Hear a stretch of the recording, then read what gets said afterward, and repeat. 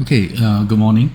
So I was asked to do a tutorial.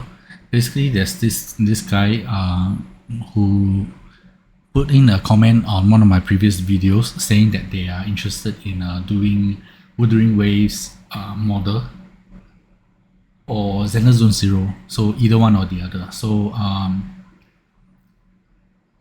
I thought the best way to go about that would be to run through the entire process of how I do the conversion from head to toe.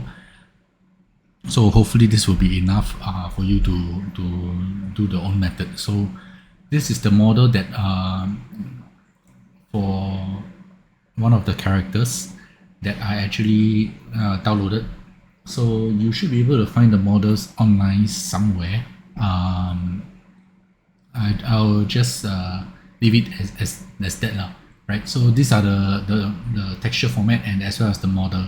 So basically, normally what I do at the start initially will be to actually just get all the textures, and then I will use this program called XNConvert to convert them all into PNG, right? The reason that I do that is because PNG is much smaller in file size, right? So for example, I just run through this, okay, and then I will do a group by type.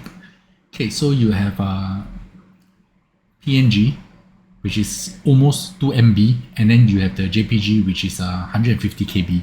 So I would prefer to use JPG for the conversion, even though you lose a little bit of details, but at the size that you're working with, 2048 by 2048, it doesn't really matter. If you go to 4K, that's even better, but as of now, this will be enough, right? So next step, what I like to do is I would remove anything that is not D. So D is the color map. So these are texture maps. How to put it? These are not direct color, right? So I will just remove these, and this is the direct color that we have left. Okay, and then down here I will remove the I will put in the things that I need. So for example, N, which is the normal maps. Okay, so now they are in a very weird color because right now, if you go to if you take a look at the individual channels, you can see that they have all kinds of funny stuff down here. So they have 4 channels. Just to let you know, in case you all don't know, I'm fairly sure most people should know, but just in case. So for textures, you have 4 channels usually: the red, the green, blue, and the alpha channel, which actually determines transparency. But for games, they like to pack in as much information as possible into every single textures. So for example, in Wuthering Waves, their normal maps, you have the red and the green channel, which actually consists of the normal map itself. Then you have the blue, which depending on certain what kind of material you're working with, this is a mask map for some purposes. So I can't remember what this one is used for down here. And then alpha, also the same thing, is a mask map. So if I am not wrong, it should be, let me see. This one should be, if I invert this, then this will be shine matter, something like that, right? So you can see that by having this down here. You will see that the color here, the white color, corresponds to the matter parts here. So it's generally, I think, it's supposed to be the matter mask map. So this one probably is the spectacular map. I'm not very sure, but I'm guessing, right? So how you do with this is using the XNConvert. You can actually do it fairly easily. That is to say, you just do this and put the level to blue color. So I have a level blue color, and the blue is all the way white, white color. So this is the output of the normal maps. So I export normal maps, and I have the two normal maps, and then I will go to the extract channel and extract the blue color and the alpha channel separately. Okay, so sometimes in this case you can see that the alpha channel, no sorry, I should, yeah, so export. So now you have all the maps from the normal maps.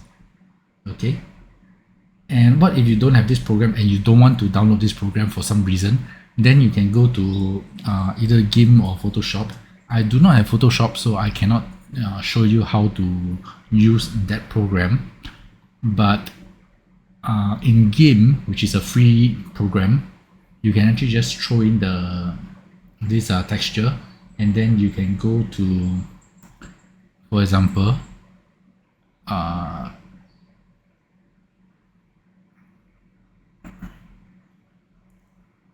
do not show this, do not show this. So now you have this color.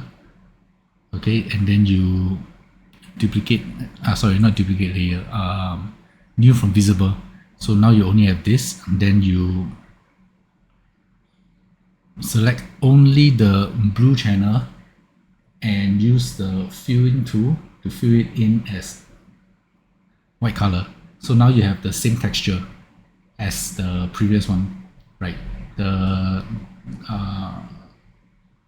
normal map.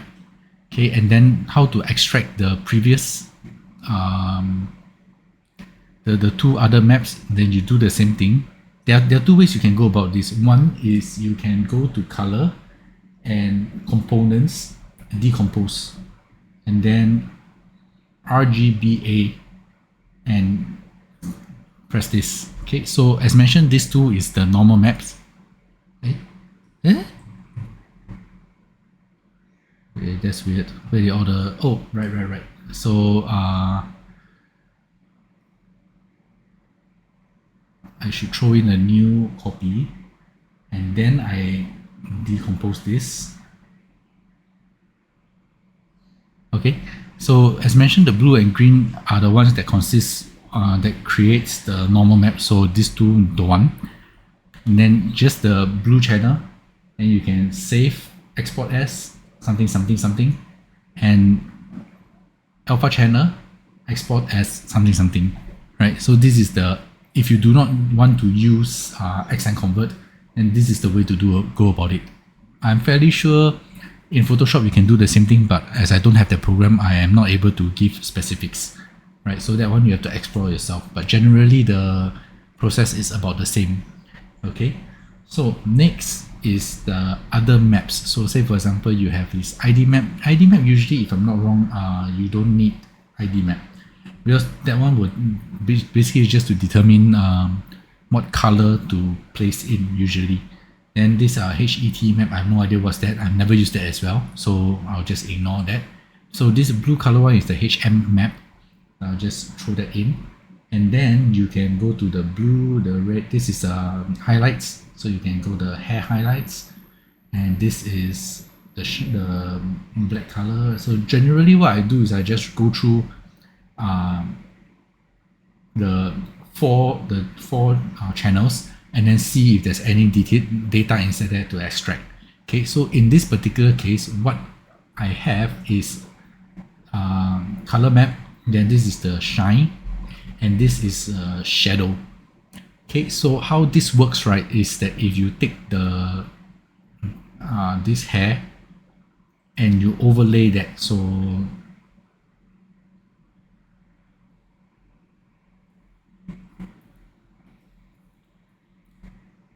you overlay this over, and then you add layer mask, grayscale copy of layer, and then you fill in the color as black color.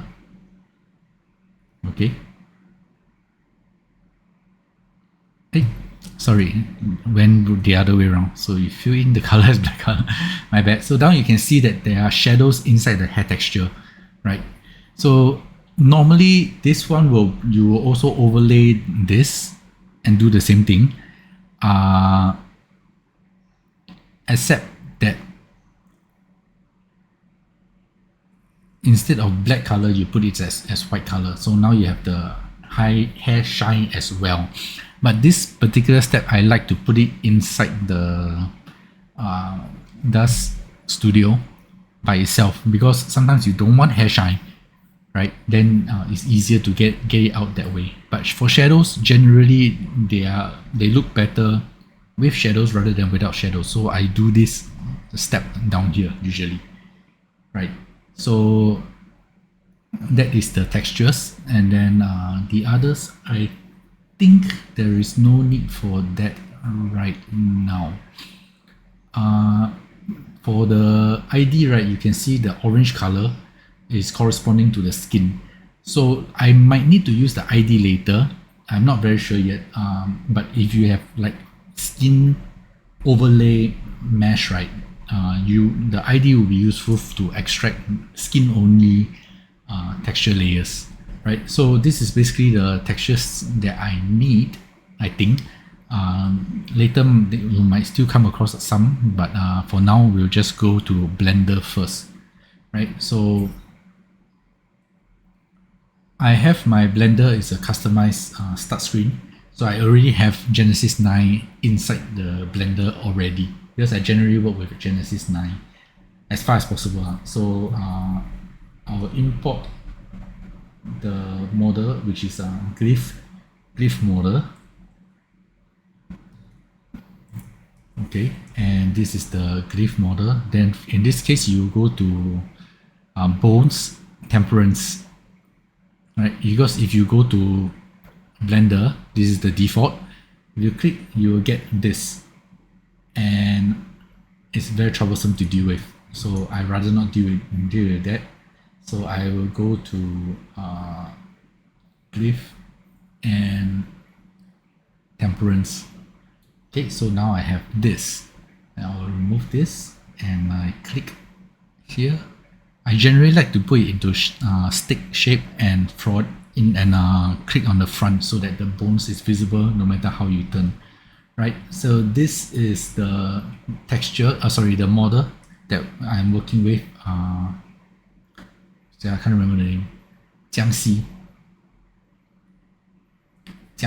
if I'm not wrong. So first thing first is to go to edit mode, select everything, then press Q to merge by distance. And you see all the funny parts down here. These are all previously unconnected mesh. So the mesh is not connected.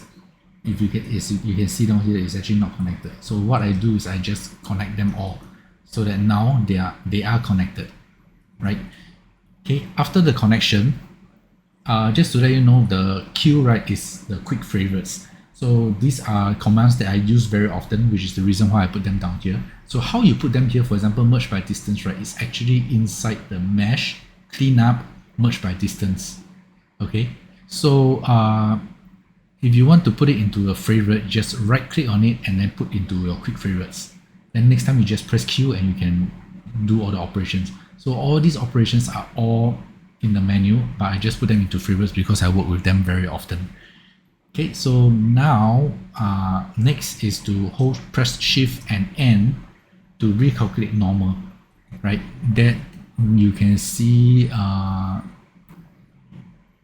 in the face orientation, now they are all blue color. Because if they have anything that is opposite or in the wrong direction, it will be showing as red color. So in this case, like down here, you can see the eyebrow is actually showing in red color, which is the opposite of what you want, right? Okay, so this is the first step, not that I normally do. Then I will go to the model itself and cats. So if you have the cats plugged in, then you can go to other options and click this button down here, separate by material, right? If you do not have cats, then you have to go to MMD and convert this entire model into an MMD model first. So you need to, let me just put them all into a collection, right? Then you need to do a conversion. So once this is a MMD model, you can then go to mesh separate by material. Before that, you can't.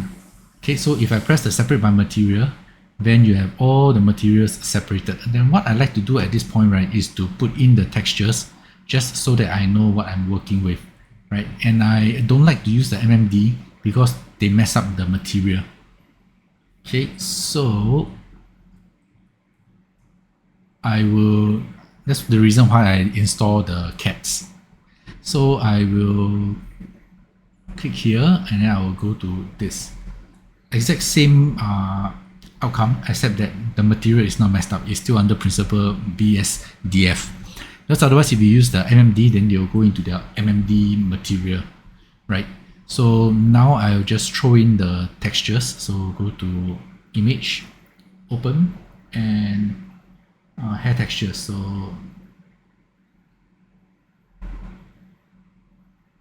it should be, you know, this is the bangs. Bangs is this, the bangs. Okay, so click open, and then I will go to this triangle down here and copy material, right? Then before that, save first.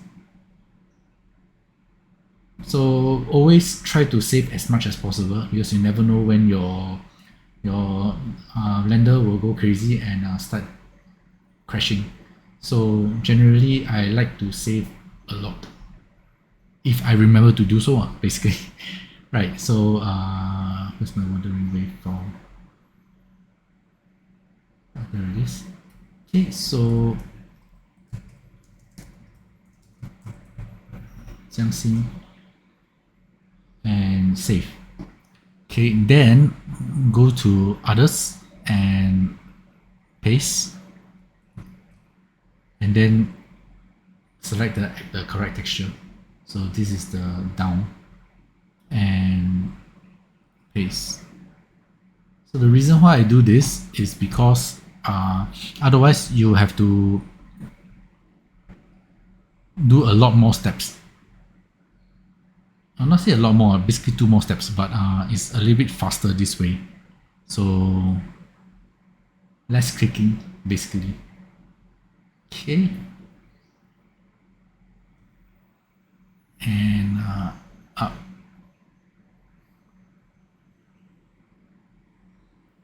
Okay, so this is the character that I'm working with. Okay, then next is to start separating stuff. So I have the hair, for example, and I have this the hair tie. So I'll prefer the hair tie to stick with the hair. So I will select all of this, press P, and separate selection. So now you have this separate selection. I will put them with the hair, and J, Shift J to combine these two together. So this is the hair. Okay, so I will rename them for ease of our remembrance later.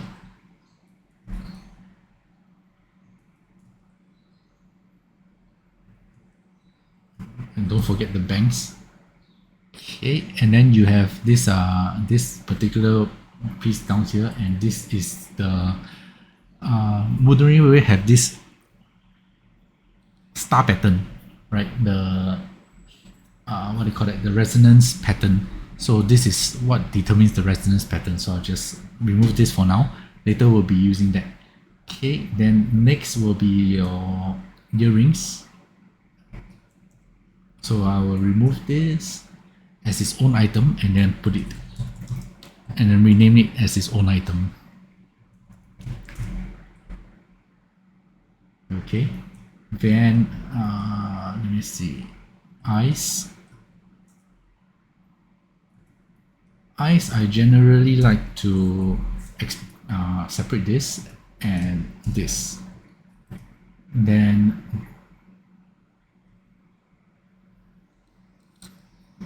actually you can go 2 ways about this. So you can actually just keep this, no problem. So I can just have this as the eye white, and this is the eyes. Okay, and then we have the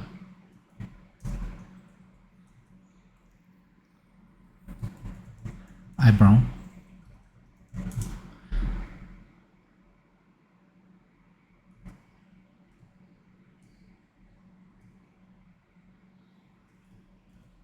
I like to call this eyeshadow. I'm not exactly sure what exactly it is, but it basically simulates the shadow down here.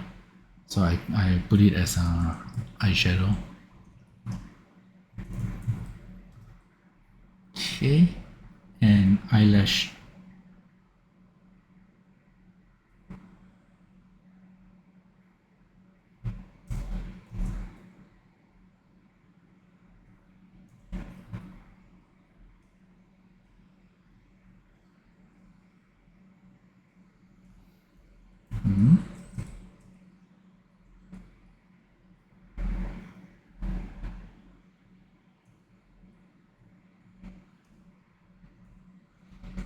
I seem to have forgotten the keys for this. That's weird.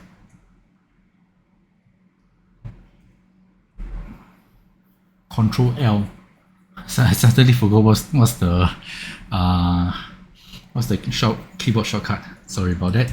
So Control L. So you just click on the eyes and all the various parts, and Control. I think it's yeah. So this is the part that's causing the problem just now. So I'll just manually select it.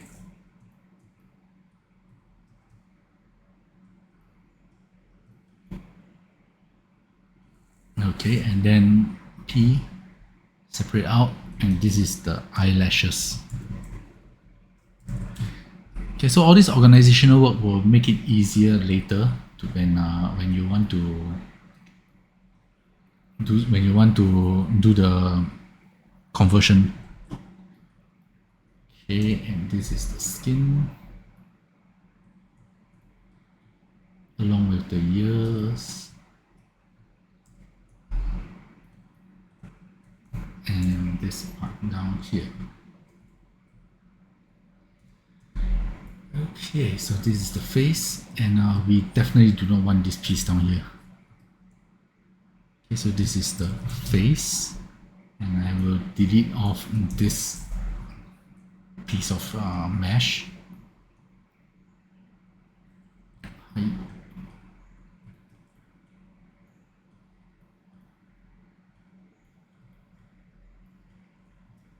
Then the teeth, which is this upper and lower teeth, as well as the tongue, I will also extract. So this is mouth. Generally, I'll put it that.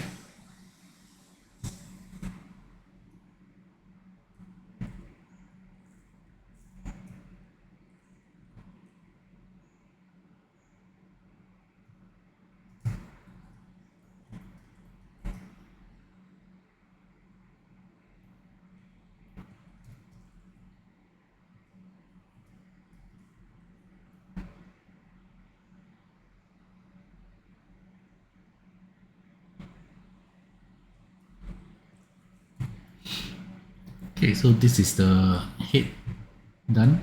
Then now I start extracting skin, which is the neck down here. I will separate out the neck and combine it with the face. Join and merge by distance. Then hide this. Okay, and then work on things slowly one by one. So this is the bottom. So if you hold backspace on the numpad, you can actually isolate this part down here.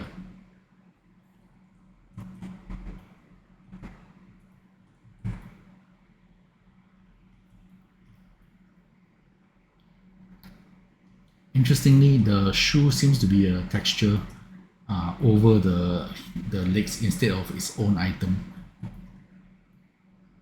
So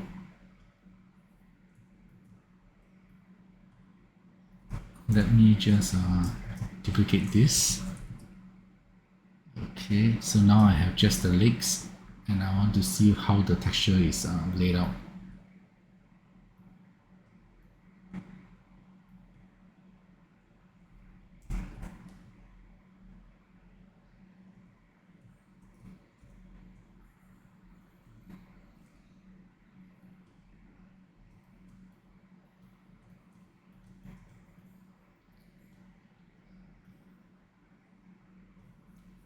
Okay, so just now I mentioned texture overlay, right? So this is what I mean. So you can see down here that the mesh, you have the skin here and the shoe texture here. So if you have the skin ID, the skin ID map, which is this that I mentioned just now, then you can basically overlay as a opacity map and make the skin area transparent so that the inside the actual mesh actual model skin can show through, right? So that is what I mean. So now I think I will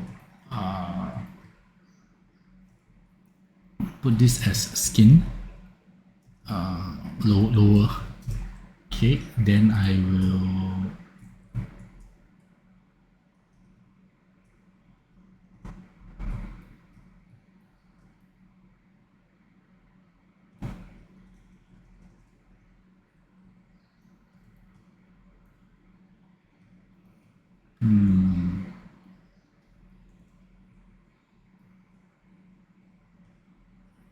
okay, so I will do this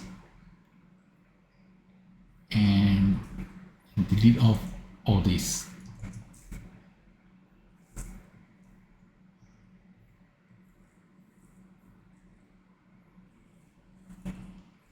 Control I invert and then I delete off all this. So now I have just the one leg, and then I will do a mirror, and now I have both legs. So this is just to give the shape of the model, right? The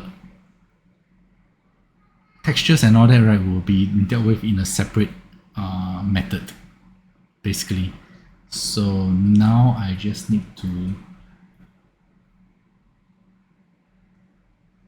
let me see. So this entire piece is part of the upper body. So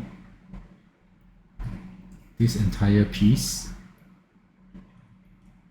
as well as these two boxes, they are part of the upper body. So I should take them out.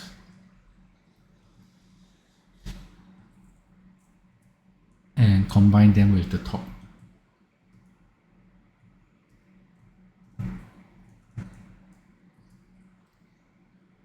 Okay, so now we have just the feet, just the bottom left. I will remove this.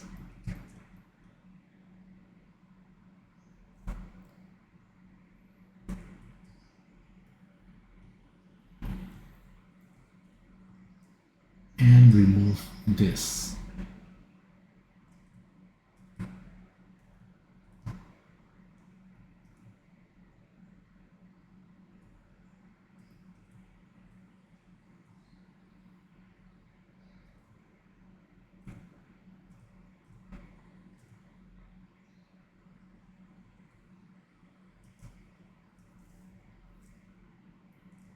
Okay, so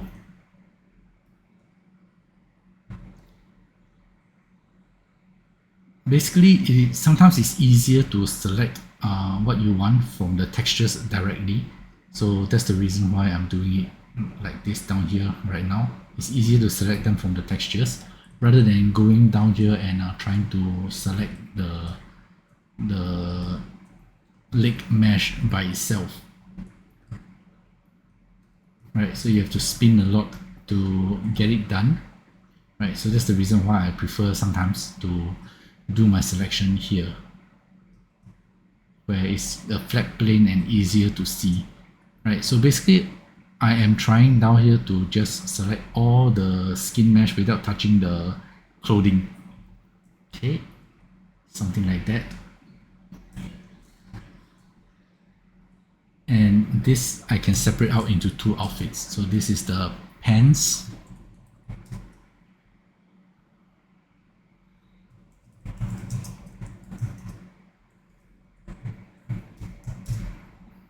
and this is the shoes. Okay.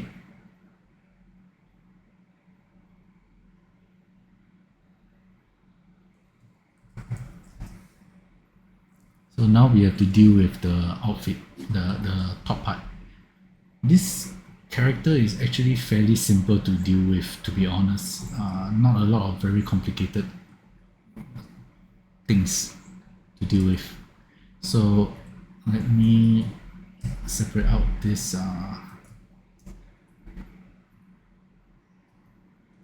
glove.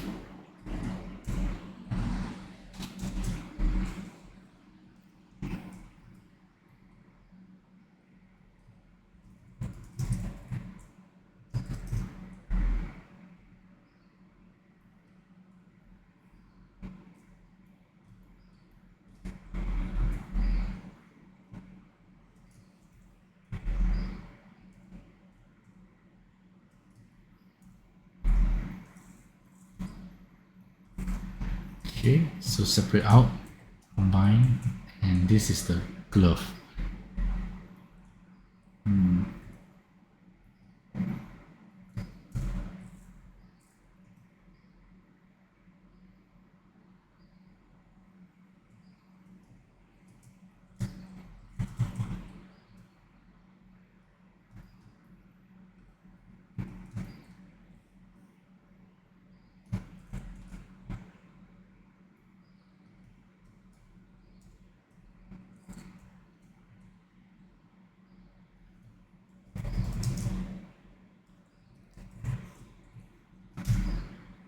Okay, so both gloves are out.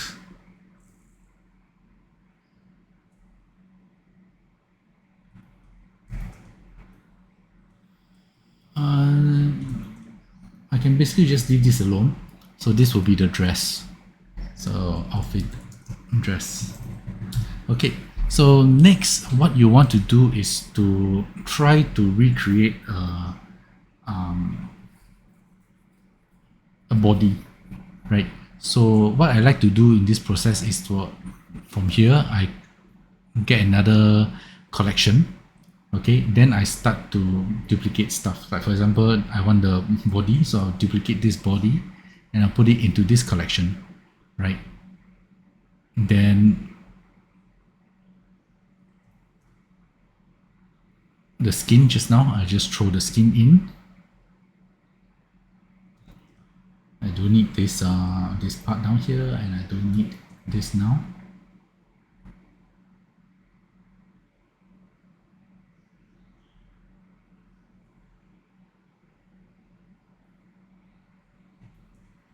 Okay, then the arms, I will duplicate this.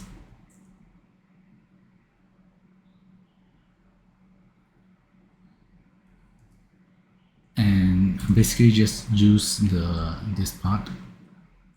I will control I and delete off the extra parts as well as this top part down here.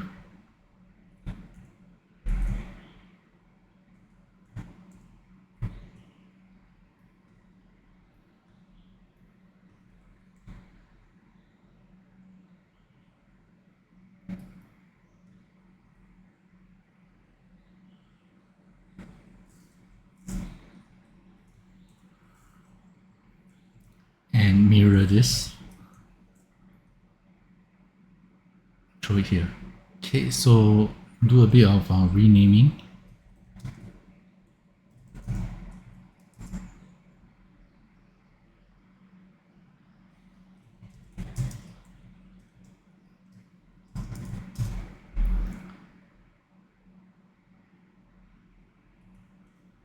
Okay, so I just want the base body.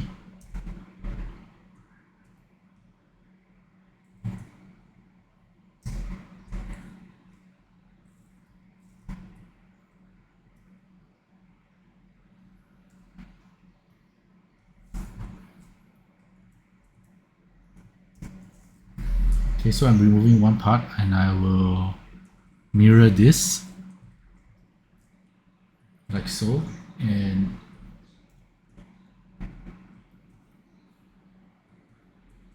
just take these two parts, invert, delete everything. Okay, and then I will press 1, which is a front view. Go to X-ray or X-ray view, and then I will see where is the terminal line or the waistline, sorry, and copy everything, delete. Okay, then and you have a fairly representative model of the body, right? So the chest area, I would like to blend it in a little bit more. So I go to sculpting, Control C for the crest, and then I will flatten this a little bit more. Okay, so at this point, right, basically what I'm doing is just mesh only. So I don't care about the textures at this point. So I'll just take all this as well as the what do you call it? So the neck will be a little bit too big, so I will just do this.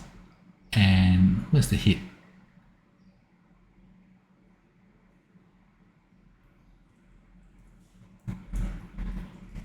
And shrink the size a little bit. So adjust the width and shrink the size a little bit roughly to fit something like that.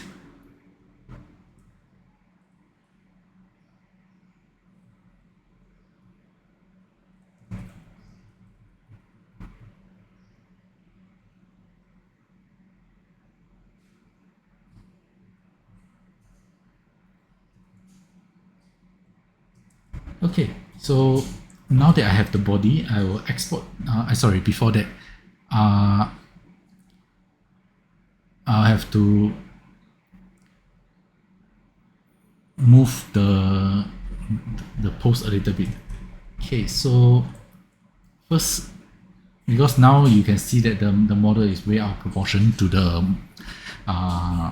Genesis 9. So what I like to do at this point is to make sure that this selector, this selection is disabled, so you don't, when you press A to select all, you won't accidentally select the Genesis 9. Okay, then I'll press 3 for the side view. Okay, and then I can determine where the hue is, which is around here. So you can see the feet and the hue. Okay, then with this as the baseline, I will scale the whole thing upwards until the shoulder. So you can see this shoulder. So it should be around here. Okay. And then I'll move it forward a little bit.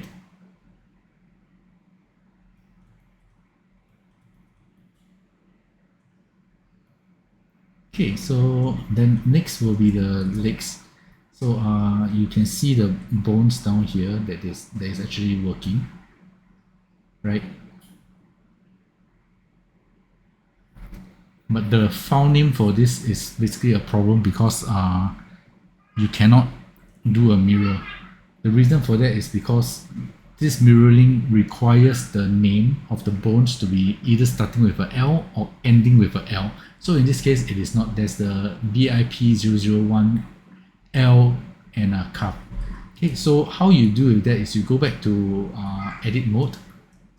Okay, press F2 and you will see this part down here. So you just select any bone on the left side and you will see this part. So you just select this section, right, and copy. Then you press Ctrl F2 to batch rename and you put in this part down here and make sure to select bones. Then you change it to L underscore. Okay, and then you just press OK. So now your 30 bones is renamed, and then you do the exact same thing, but this time R for right side. Okay, So once both are renamed, you can go back to the bone and then you click on the pose. And when you move, they both move along, right? But now because of the axis is wrong, so therefore they are all haywire. Then what you want to do is to go back to edit mode, Shift N for recalculate rows. So normally I would use global plus Y. That generally that is the one that is quite safe, because now you have this. Okay. So once the bone row is correct, then you can start moving the bones around. Like for example, in this case, you just need to move it a little bit. Then you can press R and restrict the axis. So for example, if I press Y, I will restrict the axis only to the Y's. Then if I press Y again, now I can do a rotation restricted to just the axis that I want. Okay, so you can use this to fit the mesh more accurately to the body. So in this case, you can just move things around.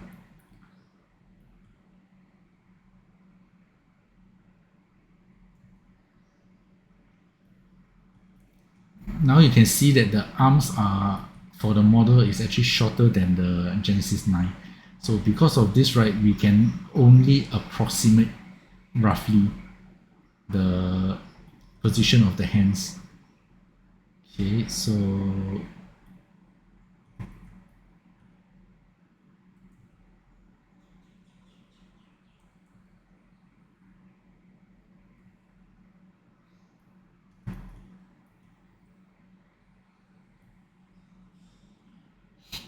something like that. And then you can just come down here and try your best to follow how the hands in the Genesis 9 would be, right? Then try to straighten out the hands as much as possible. How come my bones are not fitting properly anymore?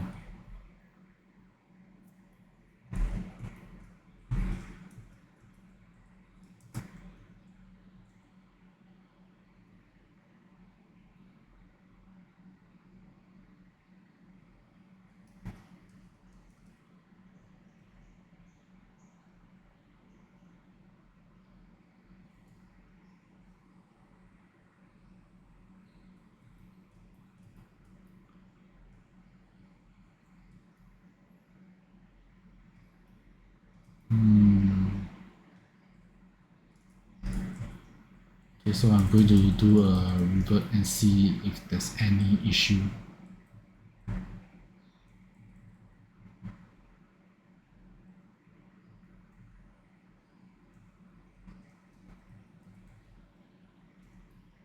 Okay, so at this point, the skeleton is still correct. So I'm going to forward.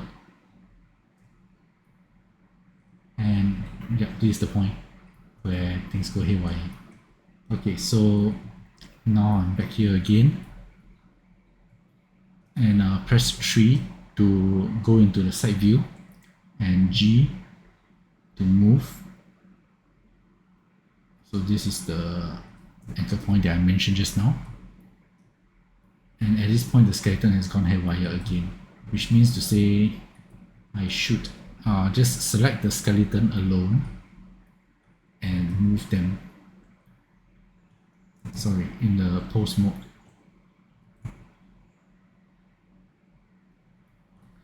This will be a little bit more troublesome, but a bit more accurate, I think.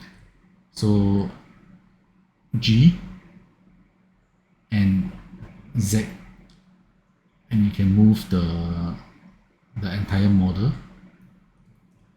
Okay, so the bones are still aligned with the mesh, so that's good.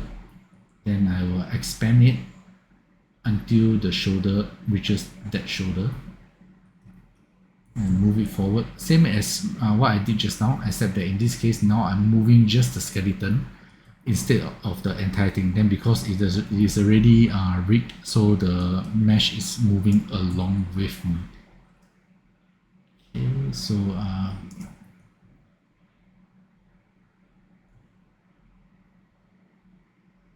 x-axis mirror. The names are all gone again, so I have to redo the name part. Okay, and L. Okay.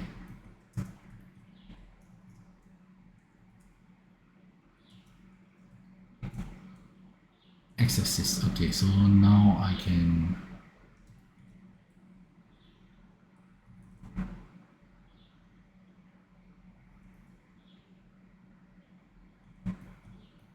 okay, so move the legs a little bit.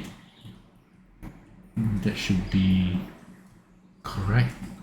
And G and Y, move it forward.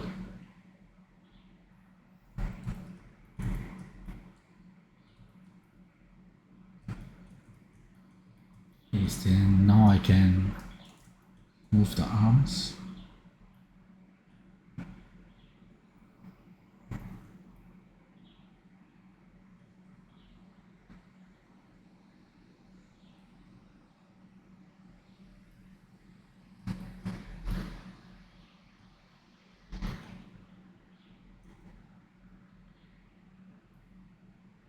Okay, so now the bones are all still aligned. Then I will straighten out the fingers.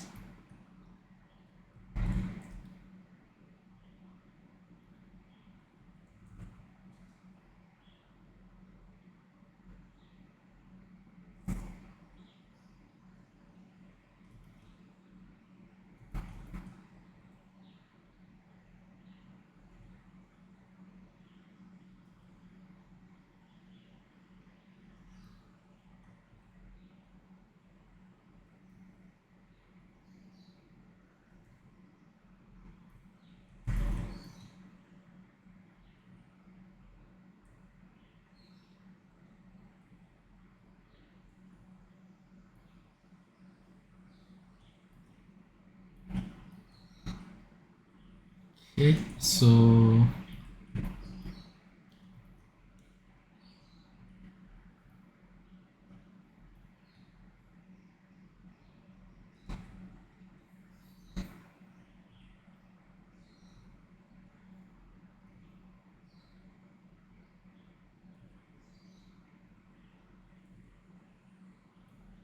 just move the hands roughly equivalent to the Genesis 9.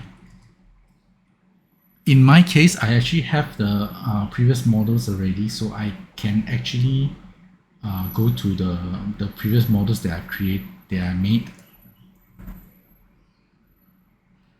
and import another model. So in this case, maybe say Changling. I can import another model and see if there's any issues. Right, so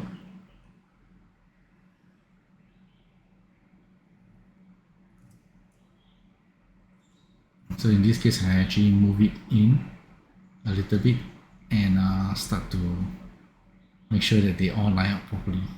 For example,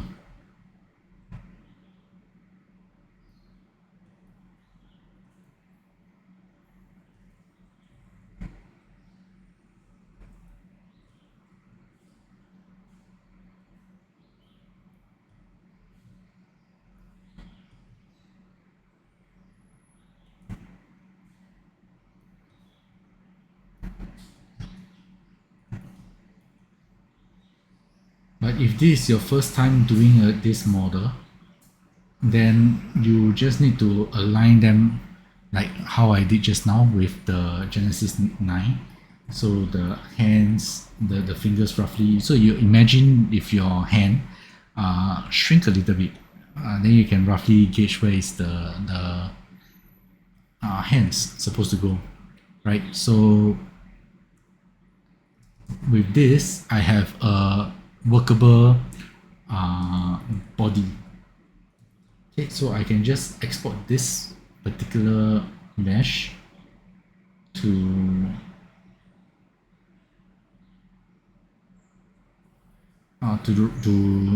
Wrap3d. Okay, so export options, I don't think there's much you need to actually change. You just need to make sure that the selection only is selected. The rest can be left as default, so export. Then you go to wrap. Okay, so I already have my stuff all set up.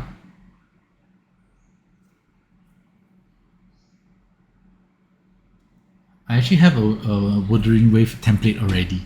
So, which is with using one of my own previously converted model, and all the splints are all set up already. So I will be using this. But if you need to set this up right, then when you load the mesh, it will be Genesis 9, the default, or whatever. Like if you want to use Genesis 8, that's perfectly fine also. So whatever the base model you want to use it in, you throw it down here. So in my case, I actually put it. I actually put in an old model of the. In this case, is the shopkeeper, which I did previously, right? So with this, I have a fairly close in shape model already done. So I use this as the base. But if you're doing this for the first time, then you use the whichever base model you want, Genesis 8 or Genesis 9, whichever, right? So in terms of when you first started, this place is empty. So this is the few files that I just throw. I use this generally all the time. Okay, so first is the load geometry. In this case, you load in the base model you want, either Genesis 8 or Genesis 9, and then you have a select points with splint, and move your splint and create a splint using this format down here. This is the format that I personally use, but if you find that you have better or more accurate results using other position, then go right ahead, no problem, right? Then you do the same thing, but this time this is the model that you want to convert, the base of the model. So in this case is the Jiangxing model. Okay, then you have this as the base, and make sure that the splints are all that is empty. Okay, then you have a point to point. This will be used to compare the two splint points and put it into the fast wrapping, which is the next node, right? So you have the original model, you have the base model. You have the base model, you have the reference model, then you have the point to point, which is in the third node, and you have another model down here for the fourth one, which is the exclusion. So whichever part you want to exclude. So in this case, for example, I want to exclude the feet because half the feet is gone. I don't actually have the feet down here, so I want to exclude the feet. So I will select the feet and this feet down here, as well as the back of the head, which also doesn't exist inside the model. Right, so I don't want it to be complicated, so I'll just put it down here. And then the easiest way is to just clear the half of it, and then same thing, save G9. Okay, and then do a topology mirror. So topology mirror plus. So now you have the entire thing that's already selected. Okay, then this is basically the function for the exclusion. Then I have a brush node. I will show you what to do with that later, as well as the save geometry. Then we also later will also be using a save image for all the textures, but that one will be a later part. Okay, then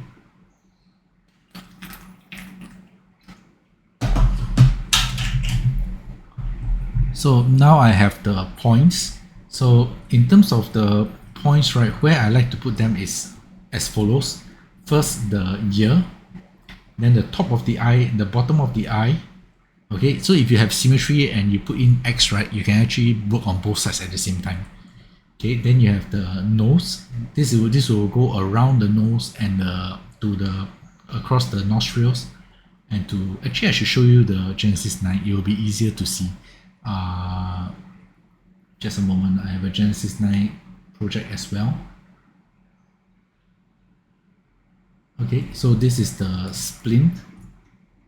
Okay, so you have the outside of the ear, you have the top of the eye, the bottom of the eye, and wrapping around the nose, the lips, upper lips, and the lower lips. If you can, or if you need to, you can also do the inner lips, right? But generally the outside will do. Okay, then I have the chin and the bottom of the neck, the collarbone, the bottom of the chest, either the breast for the female or the pec muscles for the male, and then the groin area wrapping around the bottom of the buttocks to the side, the back of the knee, the front of the knee, and if I need to, every toe will also have an individual, but now I don't have the toe, so I don't need it. Excuse me. Okay, then the front and the back of the elbow and the hands. So the tip of the finger and the webbing in between. So tip, webbing, tip, webbing, tip, webbing, tip. So if you find that your character is very wide, has very wide shoulders, you might also want to do a shoulder and armpit. Alright, but in this case, I don't think it's necessary. Okay, so this is the Genesis 9, the splint. So now what we want to do is to match this splint as well as best as possible with the reference photo that we have, the reference model that we have. Okay, so I will normally start down here and then I will just go around the outside of the ear. Okay, and then the top of the eyes to around here, and the bottom of the eyes.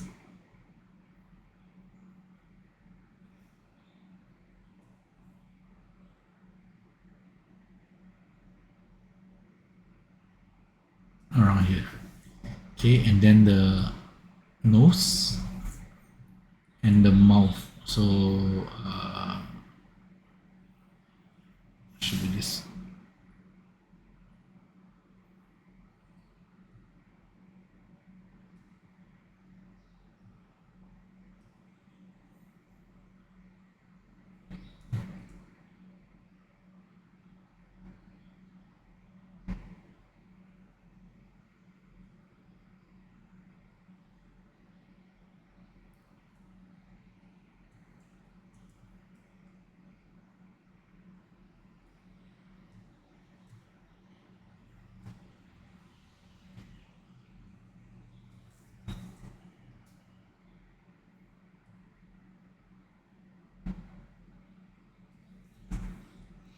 Okay, so this is the mouth, and then the chin, and the bottom of the neck,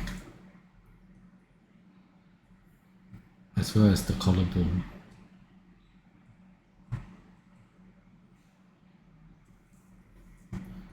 And then the bottom of the chest,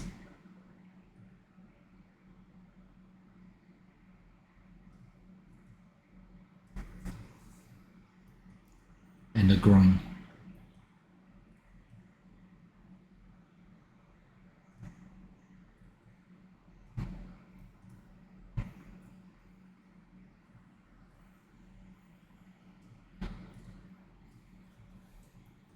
And the back of the knee, the front of the knee,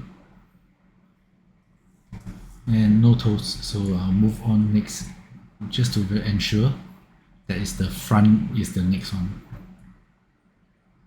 Okay, so this is the front and the back of the elbow, and then we have the hands. Sorry, the fingers, the tip of the fingers, the webbing in between, as well as from here all the way. Tip of the finger, webbing in between. Don't need to be very super duper accurate because that is what the function of the brush tool is for, right? is to fix all these issues that will come out from a wrap that is lacking in polygons. Okay, so something like that. So I got 47 here, just to verify, 47 here. Okay, and then make sure that you have no other numbers, so you just go down here, 47 is the last one, 48 is the last one, and come down here, 48 is the last one. So now it is correct. Then you can see the point to point, all the points will have a corresponding number, so you just run right down through, ensure that there is no red color entry, right? So if, say for example, you have I really don't want to, I'll test it out. So say for example, if I delete these two, okay, then you go to the point to point, then at the bottom you have red color, right? So you do not want to have any red color. Okay, so I will just redo this. 47 and make sure no red color. Okay, so once you have no red color, you can go to the fast wrap and check the exclusion. Okay, so as I mentioned, that's now this exclusion, so you can check it from here. Okay, so make sure that the major parts are excluded properly. Okay, then you can compute the wrap. So fast wrap is much faster compared to the older version. I think I covered that in my previous wrap 3 updated tutorial, so you can check that for more details if you want. Okay, so this is basically the wrap done, and then now you come to the brush. So the brush, what it does is that it is used to fix all the small parts down here, like you see down here, all this wrinkled mesh and all that. This brush is used to fix all of this, so that you don't have to fix them inside Blender, right? So the two that I use is Relax Projection and Clone. So what happens is that Relax Projection will actually smoothen out the mesh, limiting to your reference mesh. Okay, so what I mean by that is, say for example down here, I can actually smoothen, and you will see that it will actually fit to the mesh, the reference mesh that is given. So it will actually fit to it. Okay, which is what you want for smoothing. So you just smoothen out all this, and then the next one is the clone, which is like you can see down here, this wrinkled part. If you don't deal with that, you will see, like for example,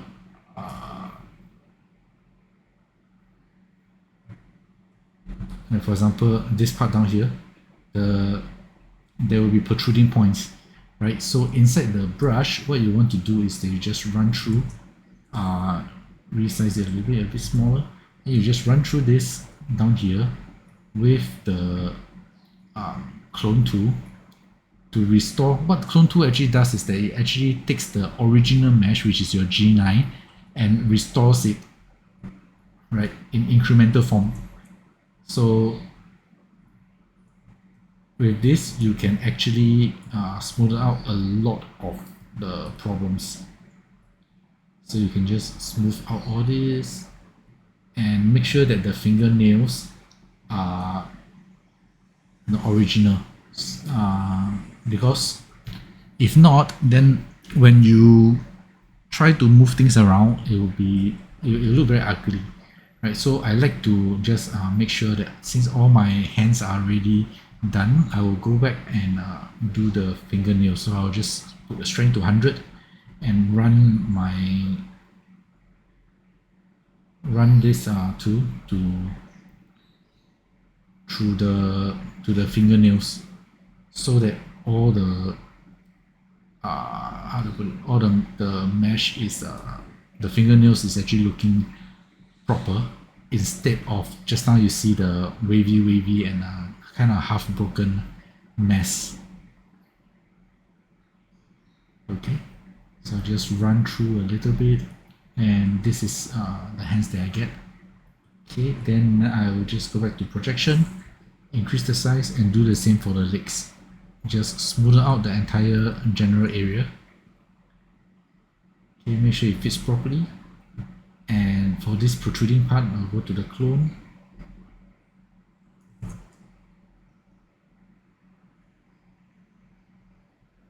And just run through the elbow side a little bit. Okay, so just to make sure that it's not being affected. And then this is the buttocks area.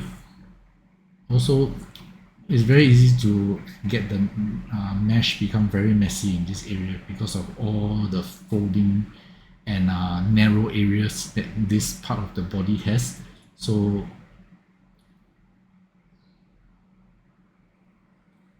that's why it is better to clean it up here a little bit as well. Okay, so I have this. I'll smooth this around.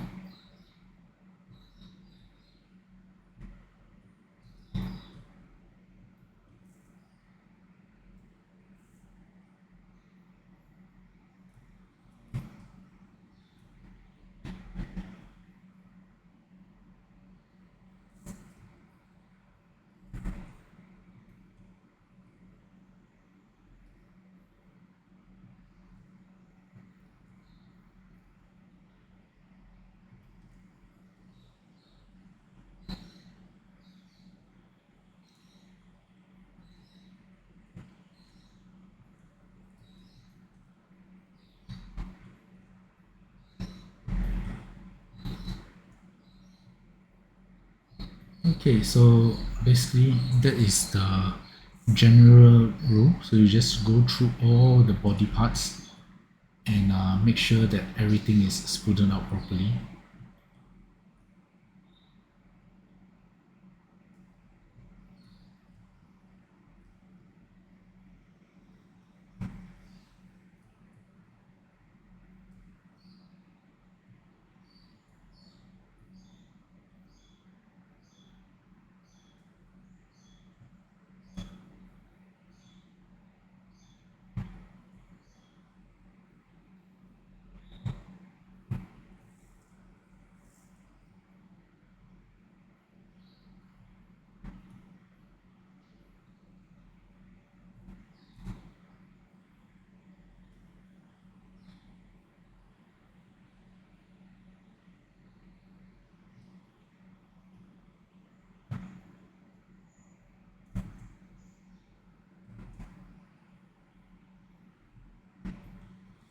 Okay, so it's basically just a lot of smoothing and making sure that the mesh looks okay, etc. etc.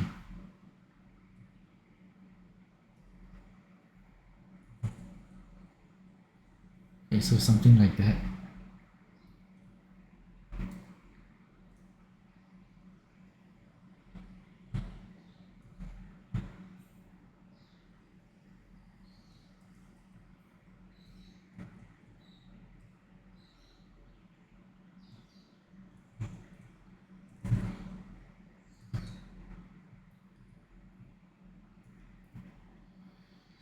Yeah, so this is roughly how to do a wrap of the model itself. I'm sorry, I'm starting to stutter a little bit. uh, yeah, then once you are satisfied with your product, you just accept and save geometry, save as,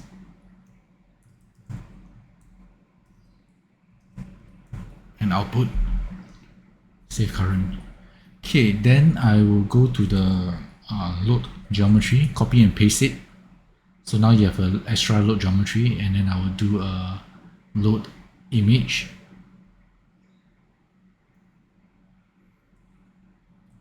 And put in the head.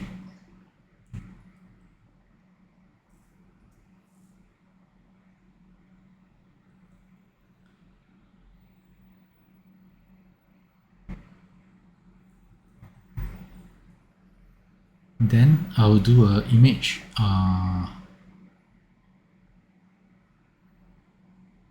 transfer, connect to the front first one, and the brush connect to the second one. Okay, so now I have this.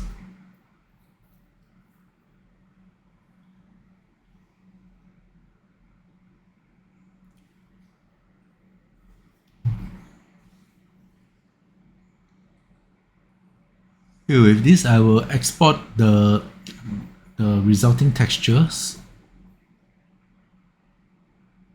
Copy rep3. I have my own folder for exporting all this stuff, so that is where I'm going to be putting them.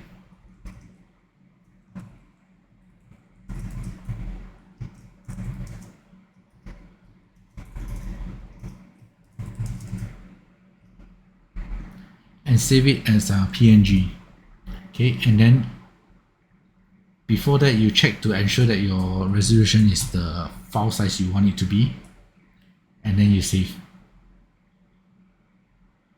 Okay, so make sure the save it as a PNG and click compute current frame to save the texture. Okay, so that is basically all you need, because this character isn't very exposing a lot of skin. But if you want to, you can also just copy the entire thing and do the same with the body. So in this case, this, you go here and you go to U1, and this is the body, so you can take in the what do you call it, the waist, the front, the navel and the waist area, as well as the legs if you want to.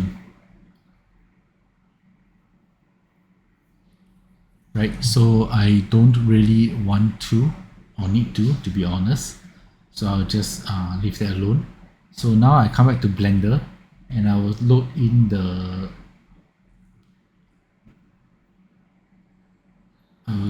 texture, sorry, the model that we've taken out. So rep3 output and model. Okay.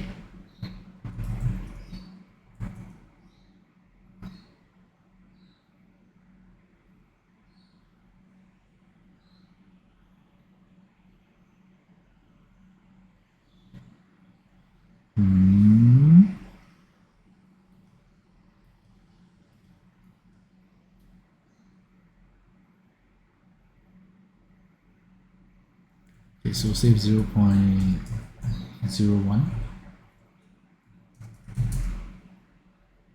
smooth shaded, and now you can see like the base model compared to the model that you have exported. Okay, so now you need to do a lot more cleaning up. Like in this case, actually I should have done the wrap down here. So if I go to brush, I go to visual editing, and I should smoothen it out down here.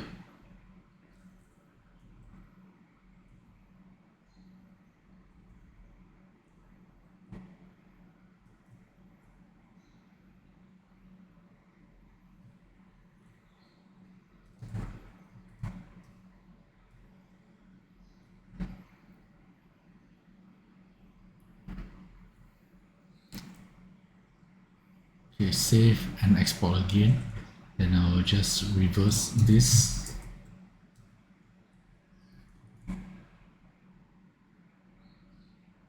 And import the model again, which should have improved.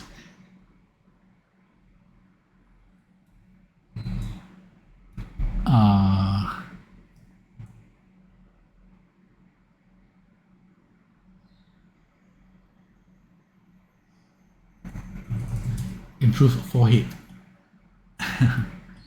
Okay, so I'll just click here and smoothen it out. So smooth vertices is another one that I saved to the quick save as usual. The reason is because I use it very often. So just move this a little bit.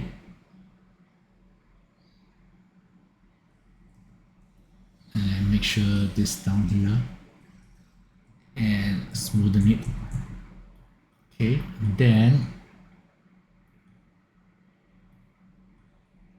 I will also go to X and topology and move it a little bit.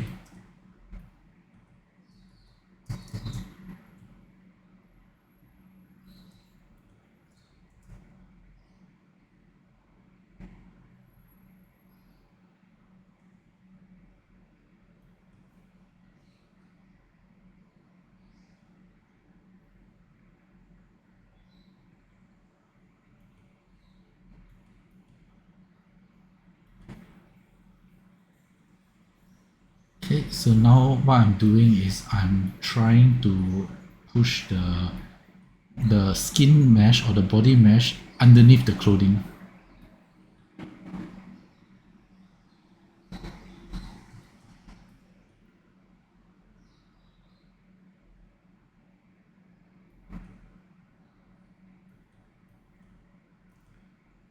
Is a little bit more it's a little bit easier to do because this this character's outfit is quite skin tight, generally speaking.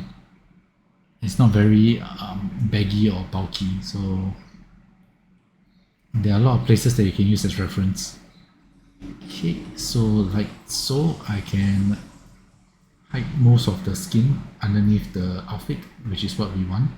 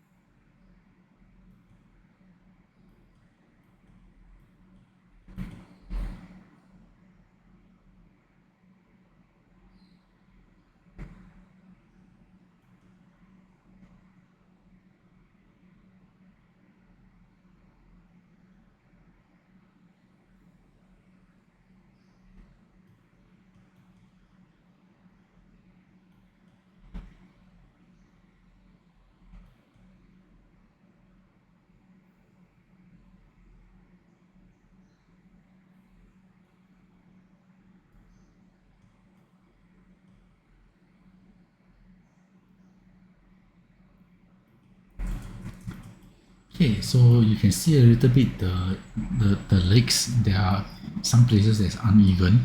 So what we'll do is we'll just smoothen out uh, the the parts that are rough. Okay, so check places like the arms and the body, or especially if you have any parts that are missing. Like for example, just now you can see the collarbone area and the arm area down here.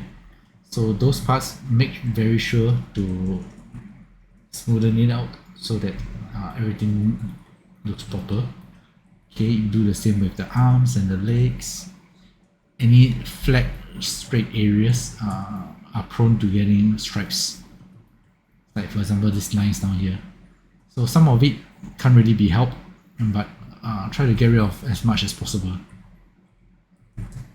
Right, so something like that.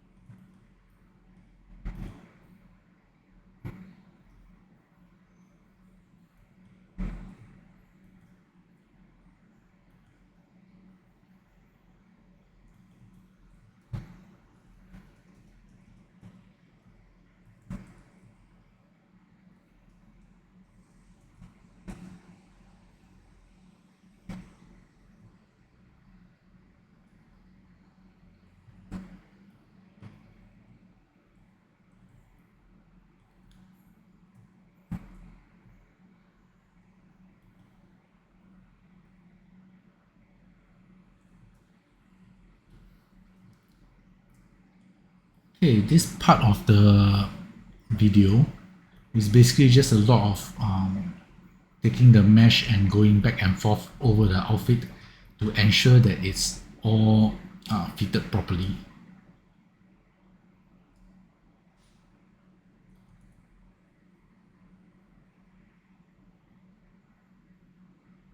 So this is one of the more boring parts, but if you want your body to look good, then this part you do need to pay a bit of more attention.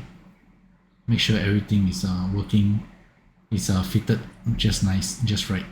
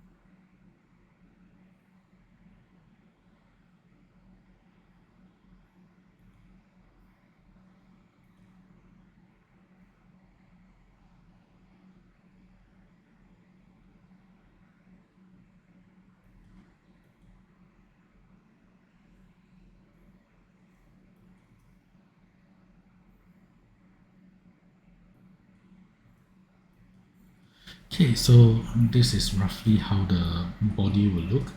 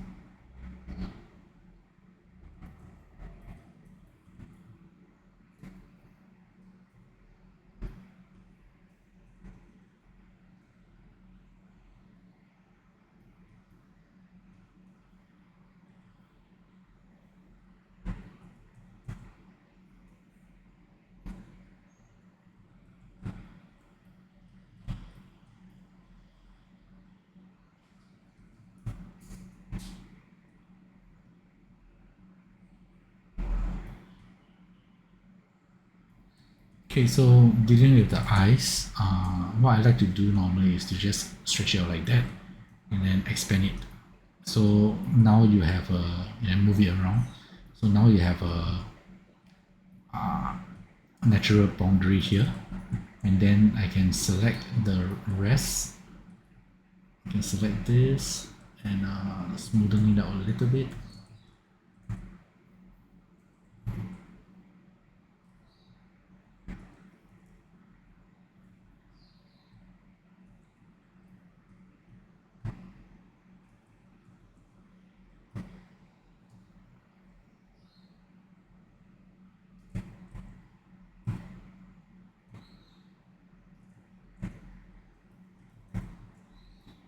Like so.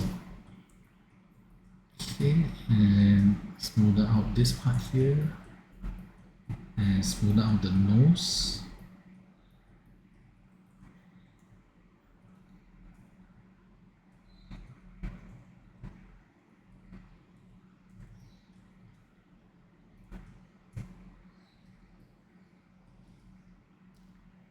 Okay, then go back to the face and check.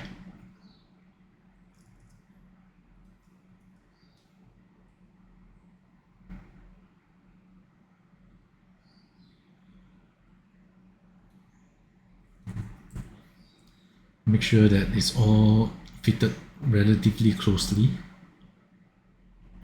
Pointed nose included.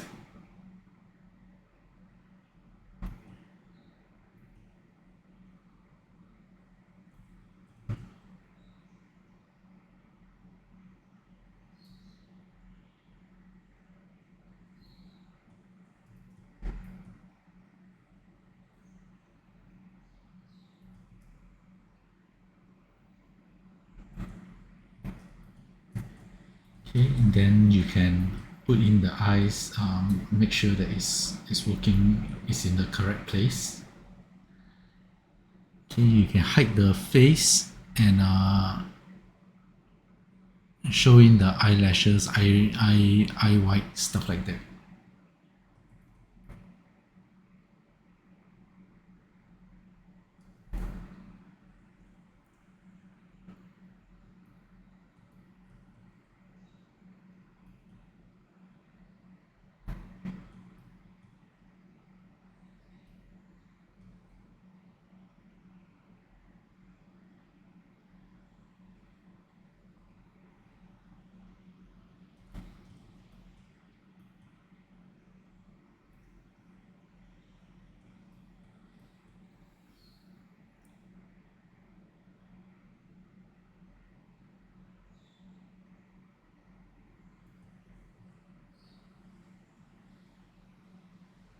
Okay, so this part of the process is basically a whole bunch of moving the mesh around until everything fits just so.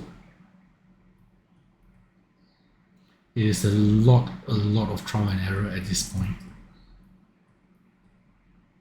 Like seriously, most of it is trial and error here.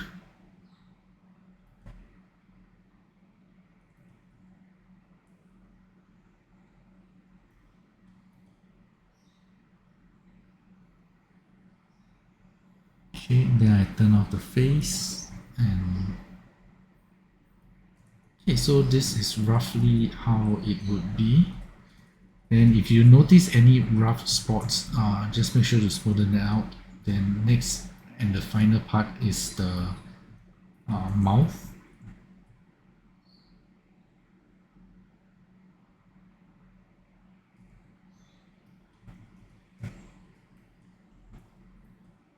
Okay, then for the mouth and the eyes, right, it is best if you do a subdivision, one division. So this will actually simulate uh, the dust model that you'll be using, the Genesis model. Okay, so just ensure that everything is working properly.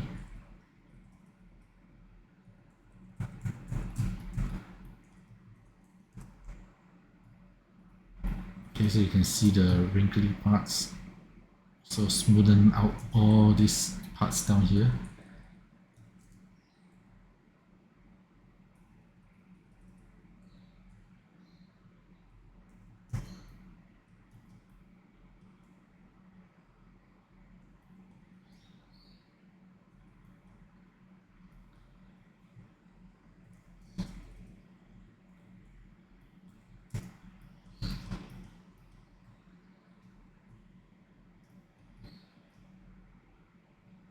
And put in the hair. And we can mess with the head a little more if you want to. This generally doesn't do anything. It's just for fun, just to not say for fun, but at least to see like how the head will fit under all that hair.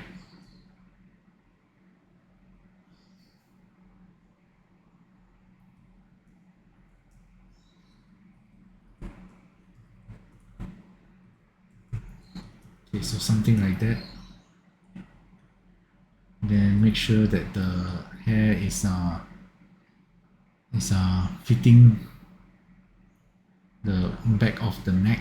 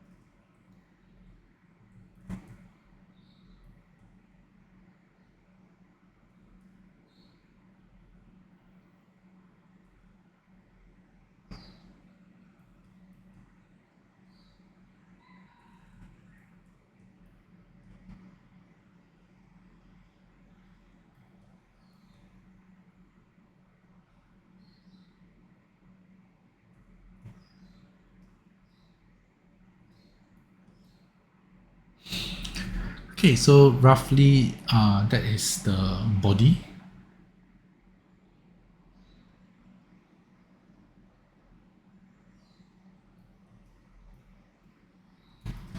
So you just check, for example, this line down here that you can see, just make sure that you clear those up.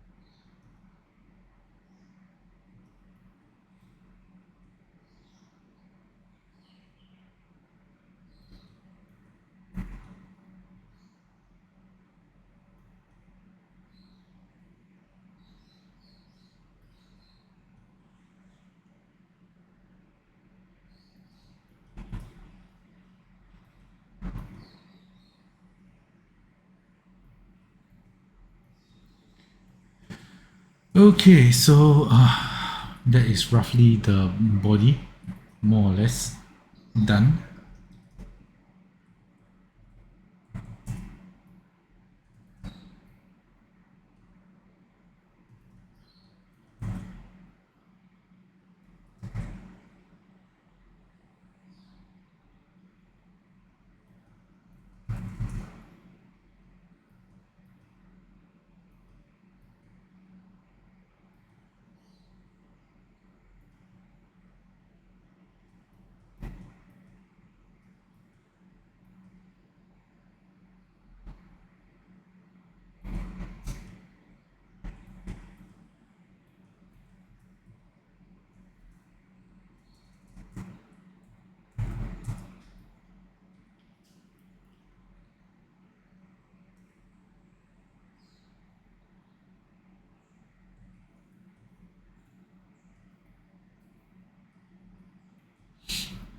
Okay, so next will be the exporting of everything. Okay, but before that, right, just to let you know, just to check the fingers.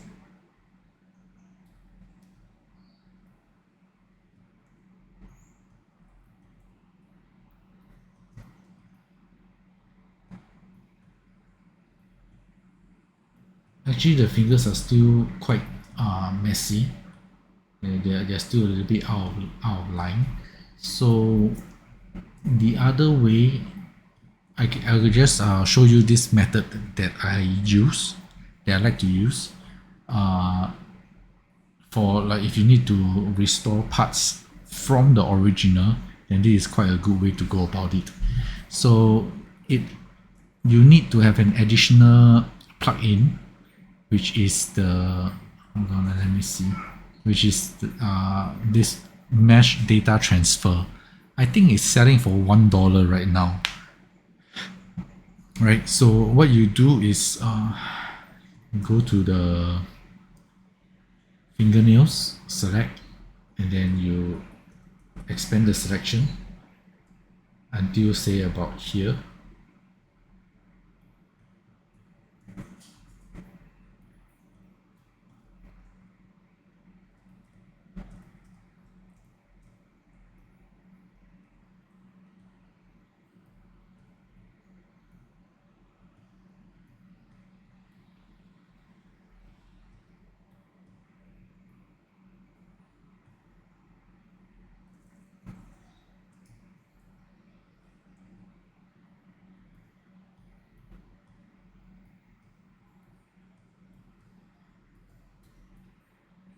Okay, and then you go to vertex group and you create a new vertex group for this particular group of mesh.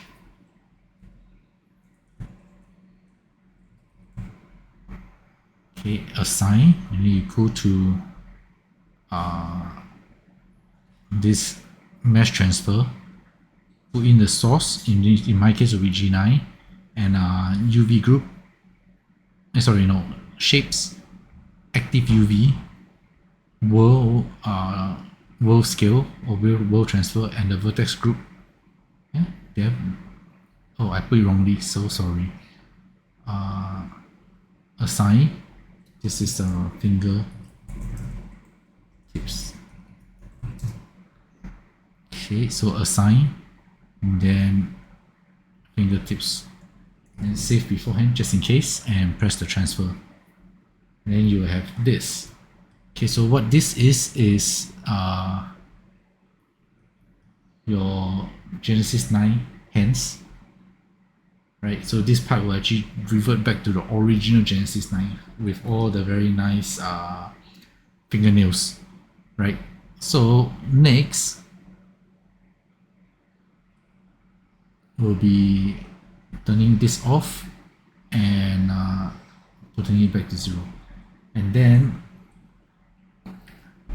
selecting this part and start moving stuff around. So what you want to do is to move the fingers to put back into this place. So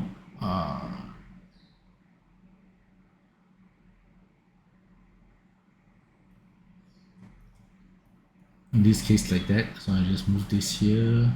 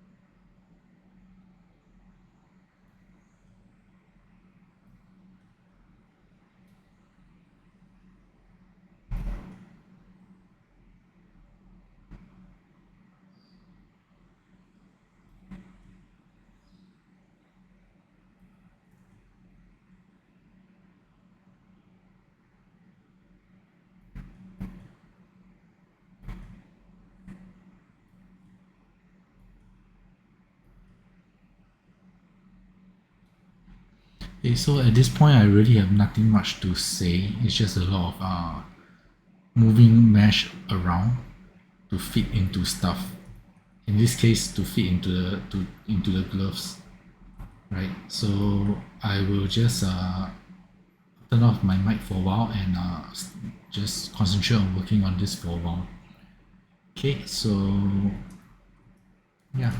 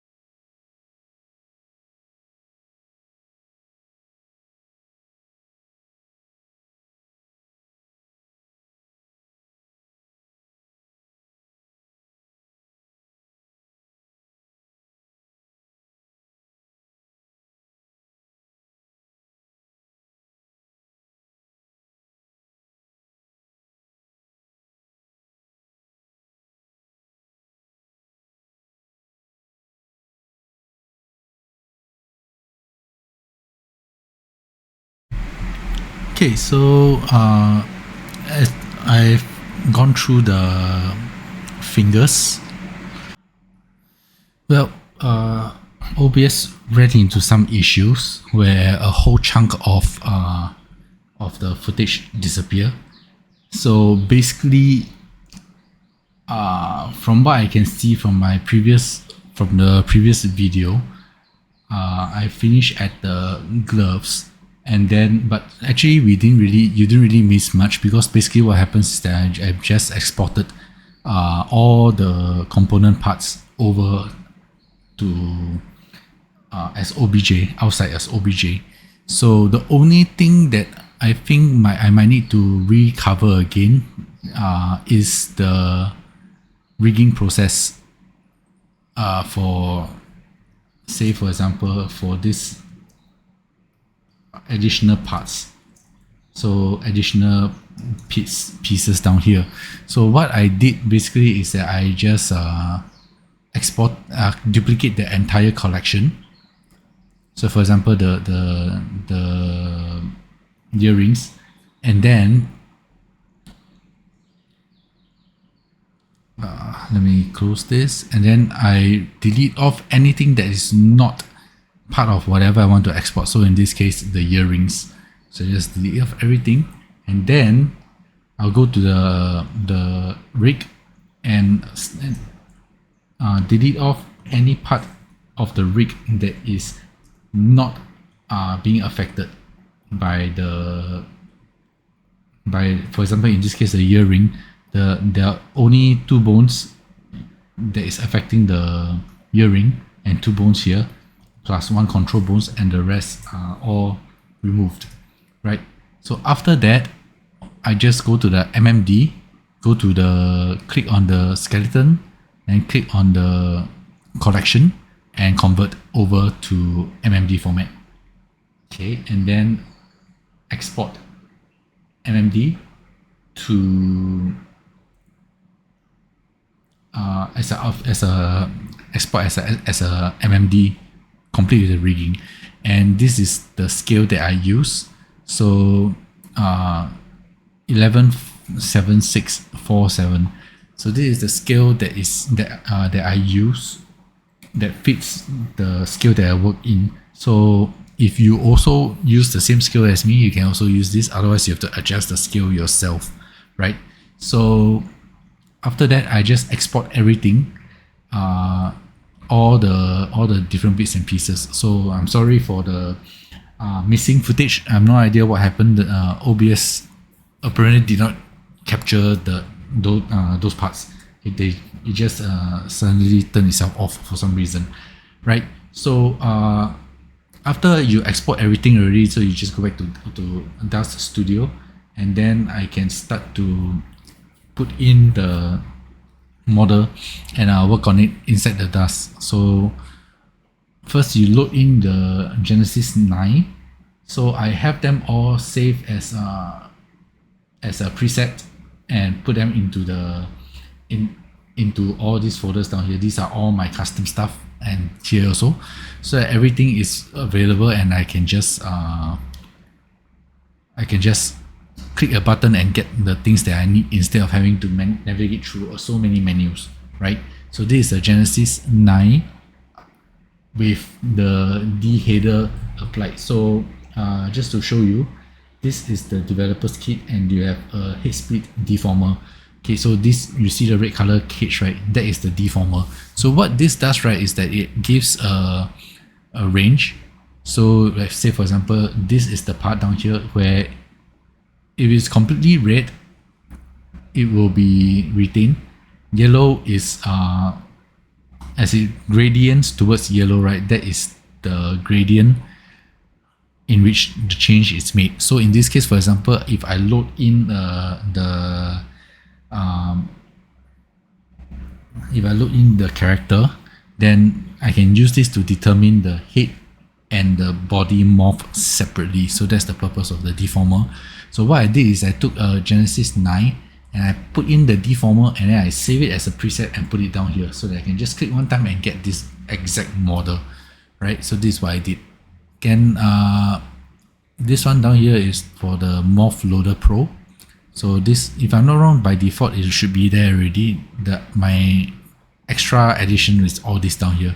Okay, so this is the Morph Loader Pro. So you click Morph Loader Pro and you go to the wherever you save the model at.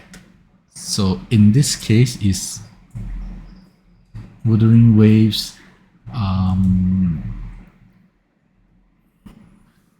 Jiangxi and Full Morph. Okay, and then I'll change this to Head Morph and put in the property groups. So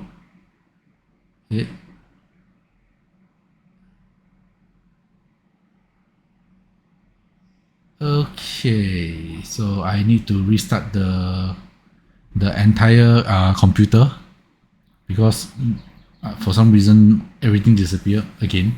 So I will have to stop this video for now and resume it later. Okay, so sorry for the trouble.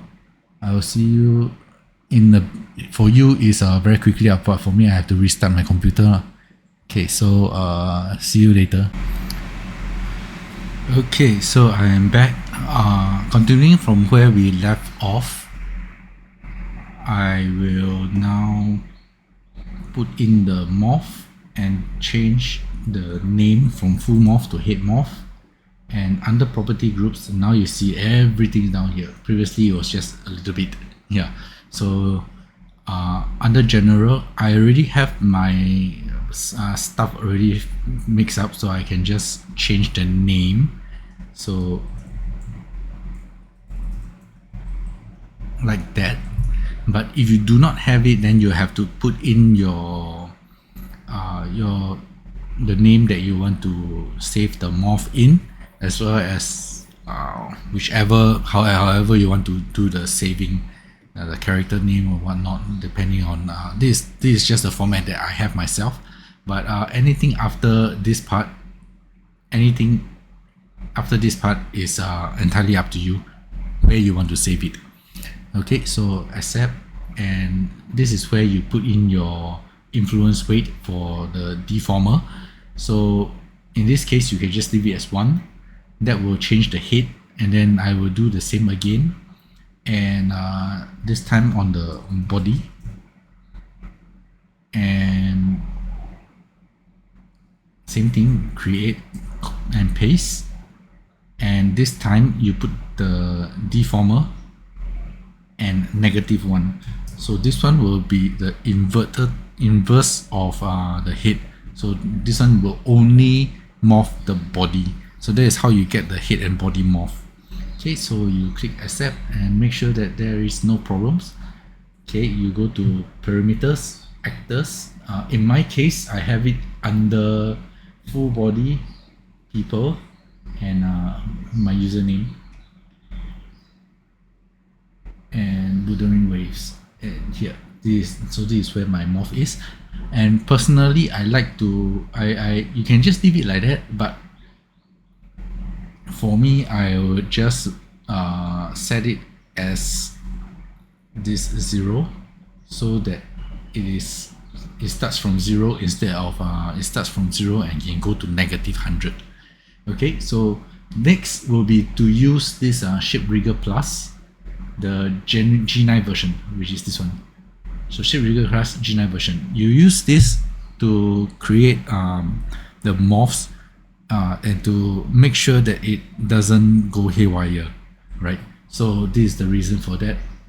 It auto fits the rig to your model. So you can see that arms bones is down here now, right?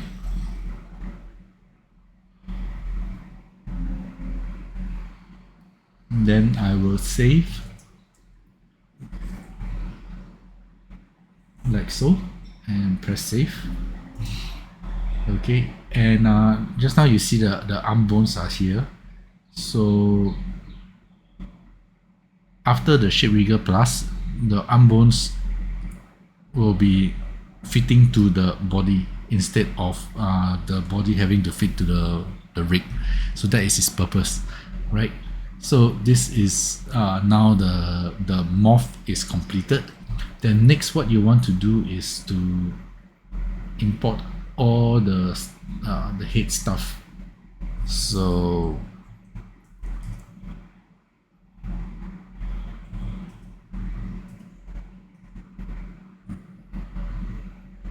eyeshadow, the eye white, the eye itself, eyebrow, eyelashes, and the mouth, and the star. Okay, so these are all the parts. Then I'll just select all this, go to surface, select all the surface, go to glossy roughness and put 0.5. Okay, so this will make sure all of these are not too shiny. Then you just need to put in all the textures. So in this case, I have the eyes. So I will go back to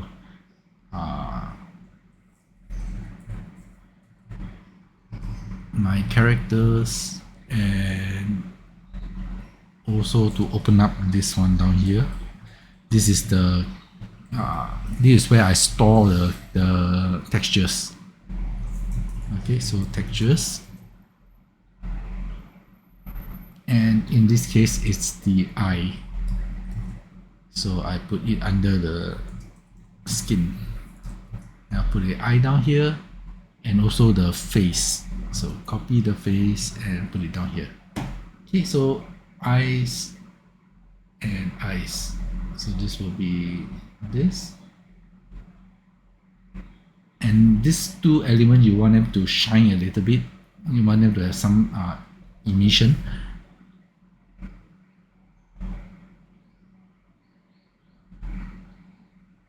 Oh, I didn't fix the mouth. Oh dear. So give me a moment. Let me fix this first.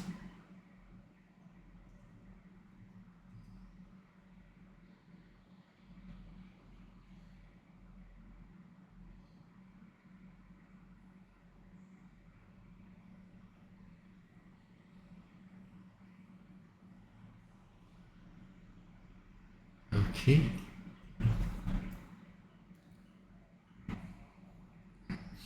So it seems I've forgotten to fix the mouth. I've forgotten to fix the mouth model. My bad. So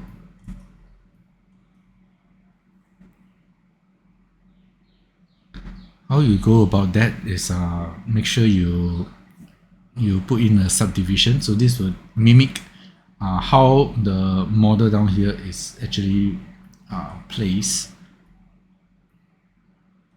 And let me check the ears also. I'm not very sure. Did I fix the ears? And it seems I did not. Okay, so I must well just fix everything down here at this point.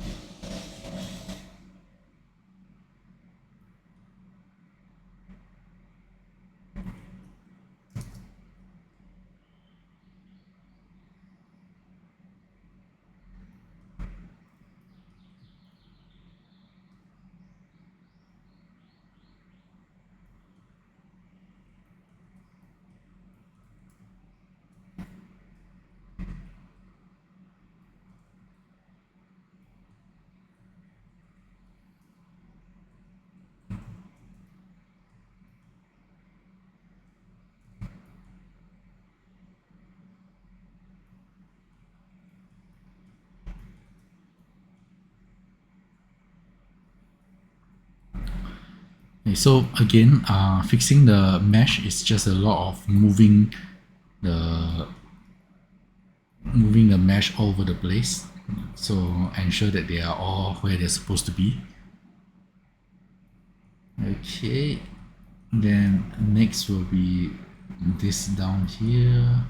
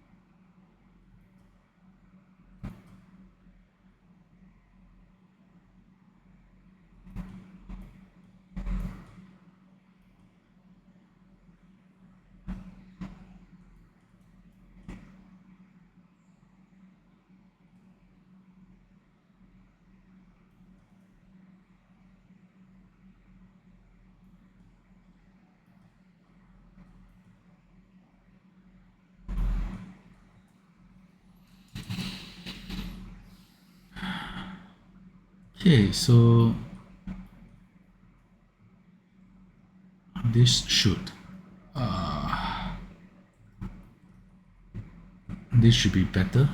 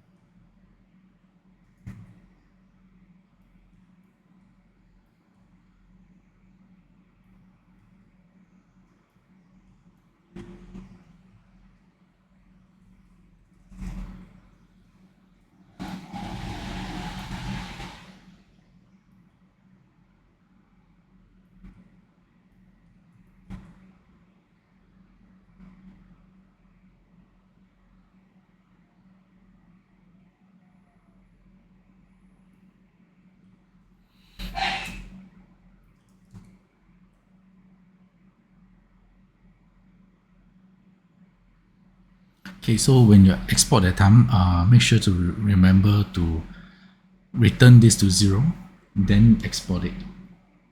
Otherwise, when you try to put in the morph, it will definitely fail.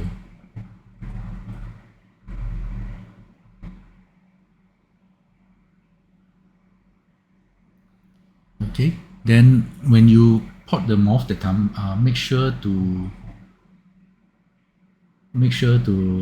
zero the two morphs first before putting in the head morph again. Make sure that the name is the same. Don't change the name.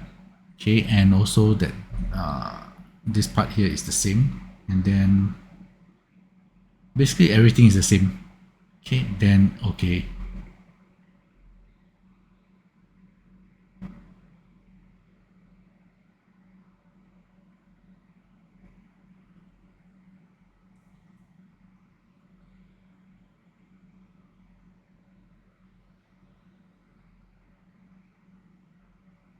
And yep, so we got it done. And now this part here. Okay, so this is done. Then make sure also to go back to this save morph under the shape rigger plus save morph. Untick this so that you are saving into your two morphs. Otherwise, when you reload the model, the changes that you just made will be reverted back. So you have to save the changes. Okay, so this part here is done, and then I will put in the hair.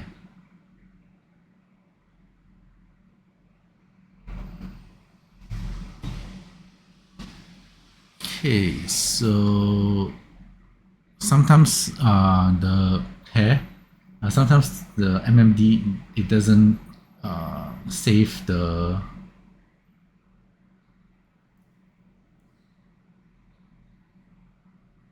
selection, the vertex group. So occasionally you have to no, it doesn't work. So if you try once or twice, restart and it doesn't work, then you will have to go back to a older model of Blender. So this is the reason why I still keep Blender 3.6 around. Okay, so I'll save this and I'll open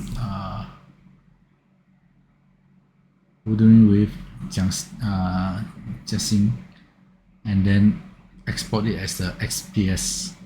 So I'm not sure what is the issue,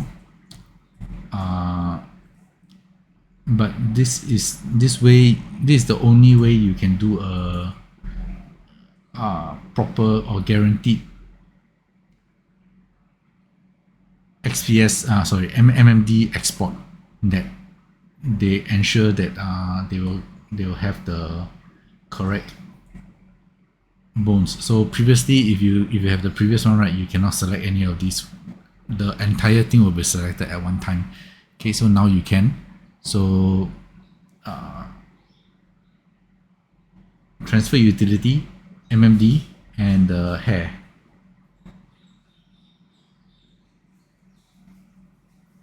Where did I put the hair? Did I not save the hair? Seems I didn't. Okay, so transfer utility, MMD.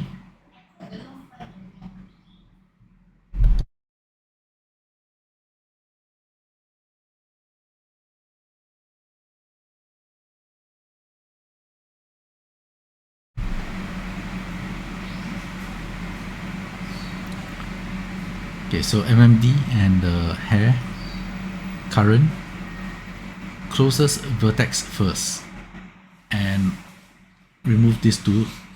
So that this is the only option. So when you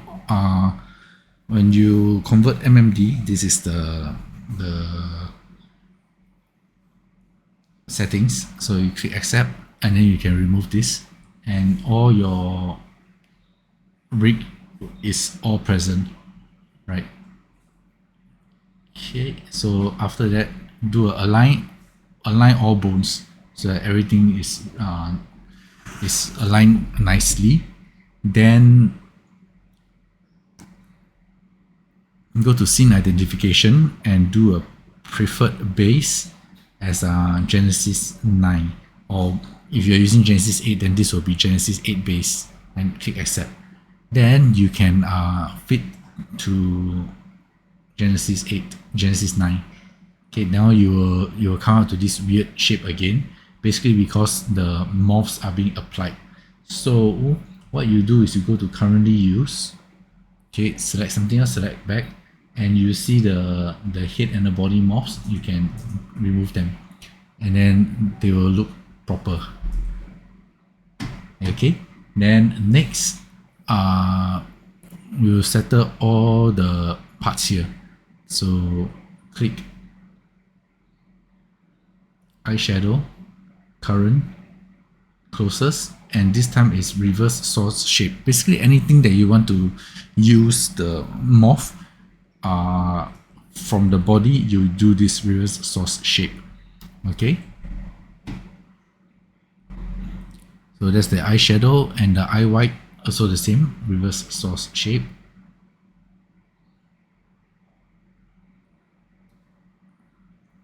Then for the next one, which is the eyes, you don't use reverse source shape anymore, so you just Genesis 9 eyes, and then you go to eyes, default, closest, and remove these two. Okay, then you do the same for the eyelashes. Sorry, eyebrow first. Eyebrow is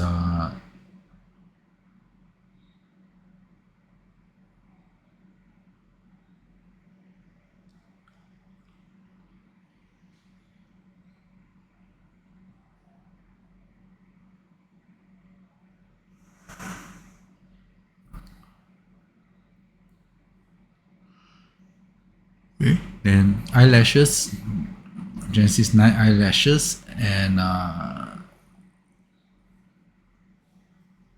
your model's eyelashes. So closest and remove these two. Okay, then the mouth.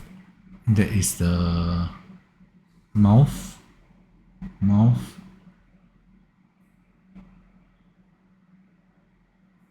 remove these two. Okay, then finally is the star. So star will be a normal save. Not say save, normal load.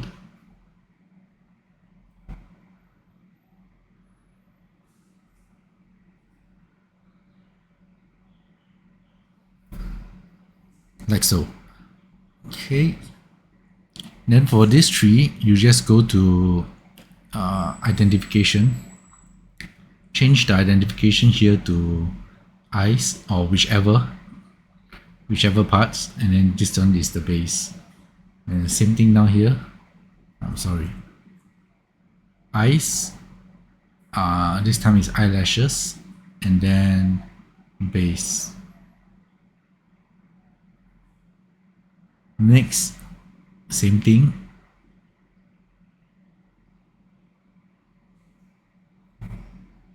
Mouth, base. Save. Okay, so now you have these three, and you just fit them to Genesis 9. Fit Genesis 9 and fit Genesis 9. Okay, for the rest, right, eyeshadow and all that, go to the morph loader and load back the exact same model that you use. So eyeshadow, eye white, eyebrow,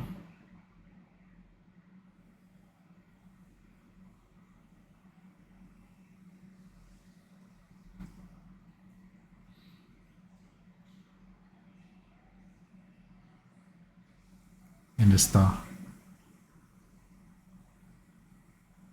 Okay, then for all this that you used already, make sure you go to morphs and dial in all the morphs. So this will remove any of the errors, the parts and the errors that you've been done.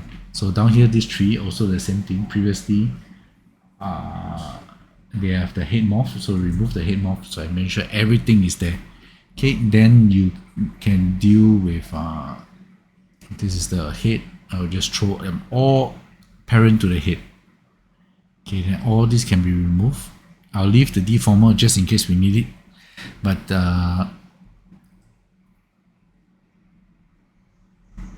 yep, so we have the eyes already placed. Then next we will want to put in the face. Face, and face.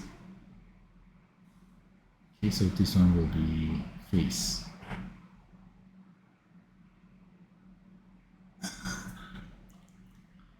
Then the next is eyes, face, hair, and star. Okay, so for the hair, we already did the hair previously. So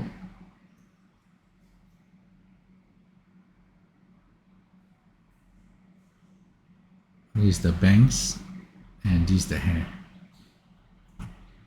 Copy and paste. So like I previously mentioned, we will want to have the shadows. So let me throw in the shadows.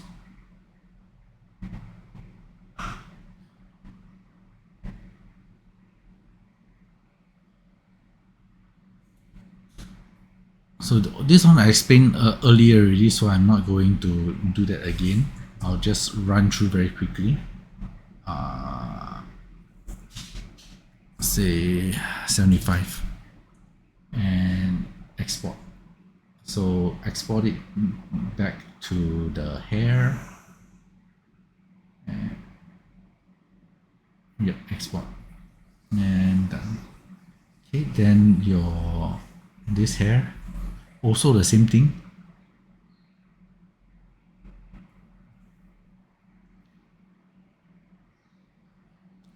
Alpha map and black. This one is 5% and export.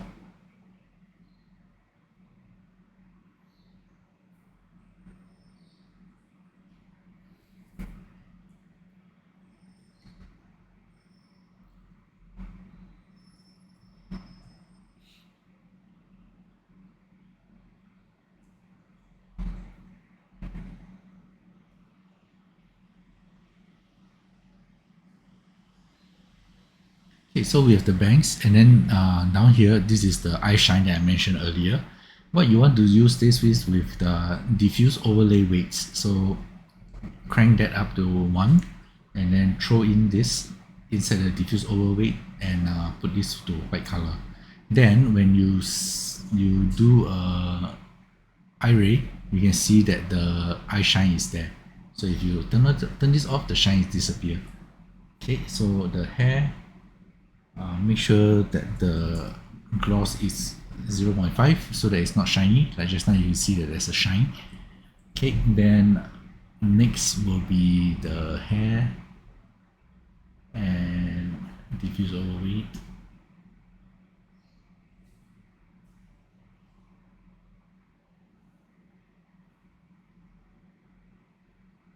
Okay, so if I see, this is the hair shine.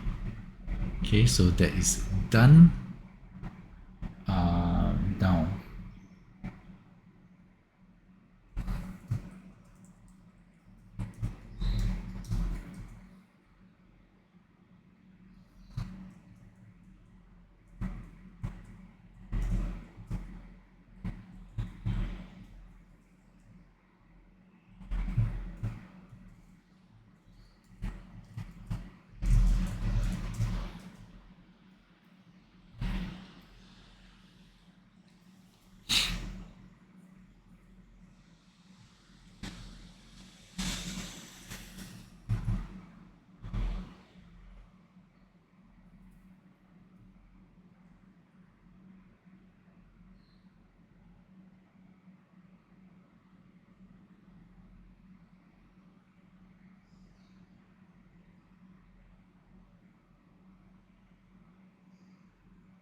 Okay, so put in the color map, the normal map, and if you want to see like what is the issue, you can put in down here and here, so you can see like what is all the maps, where do they correspond to.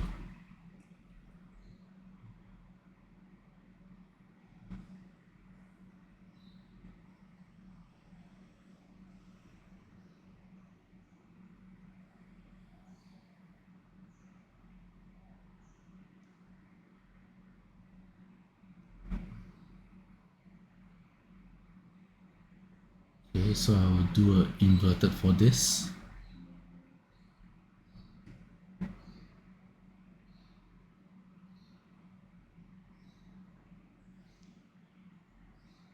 And put it as the shine map. And this one will probably be layered weight. Yeah, layered weight. So I will put in this here and check.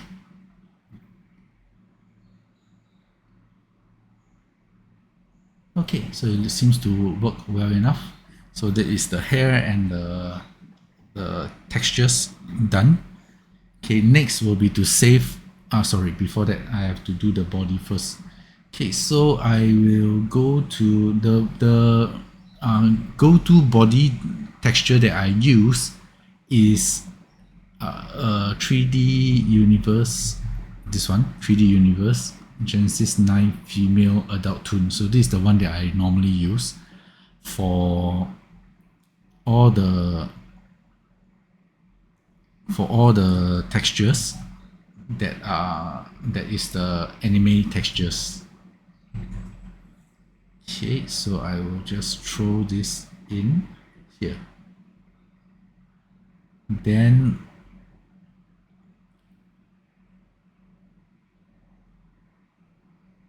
this is the head I'll go to the head and put it in. Okay. Next, what you want to do is point to the brightest part of the face and here. So then you do a color match. In this case, I'll just use a curve, and you go to this part down here, the sample points. Okay, so you can see all the values of the each individual channel. What you want to do, right, is to get this base layer values to be the same as this reference layer. So this is the reason why I use curve for that. So you can see down here, this 247, and you want 253. So you just move this up to 253, 253, 253. There you go to the next one, the green color, and that is 216. So you move to 216. Okay. Shucks. Sorry about that. I only did 2. Okay, so here, and green is 216, and the blue is 208. There. So now you have the color that is relatively the same. Then what you want to do is to symmetry and start deleting stuff.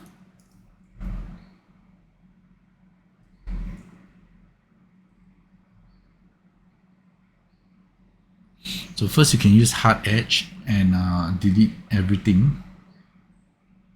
Hard edge makes it easier to do this kind of forceful deletion. Okay, then remove hard edge and start to smoothen this part out. Something like that. Then next you want to do a bit of a painting to make sure that the eyes they have the same kind of textures. So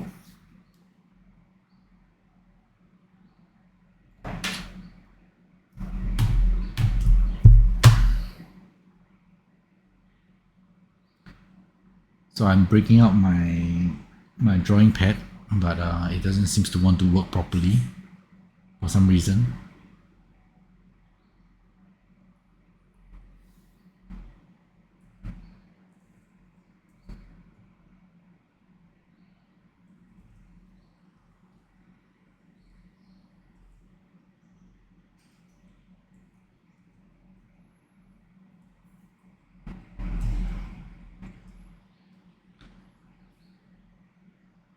Okay, then you just start painting stuff over.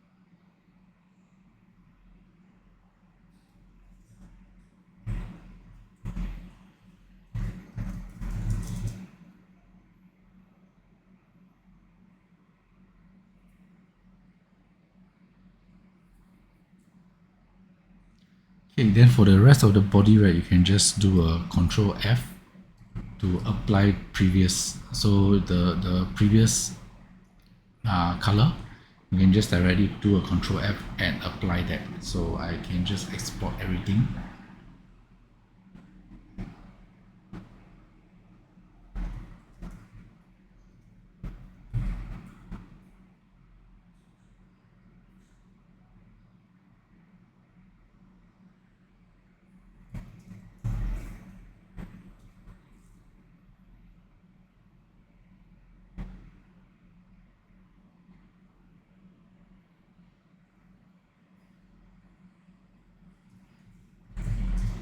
Like so. Then we will go back to the Genesis 9. Okay, then you go to the body. Right, I forgot the nails. I always forget the nails.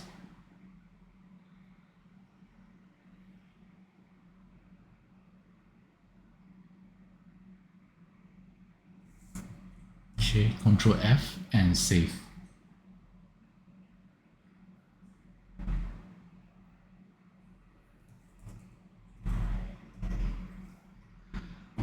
Okay, then next will be base color is white color. And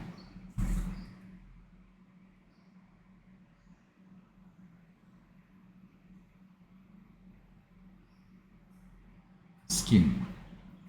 Then part 2 is torso, legs, arms, and nails. Okay, so there you have it. Then next, for the star,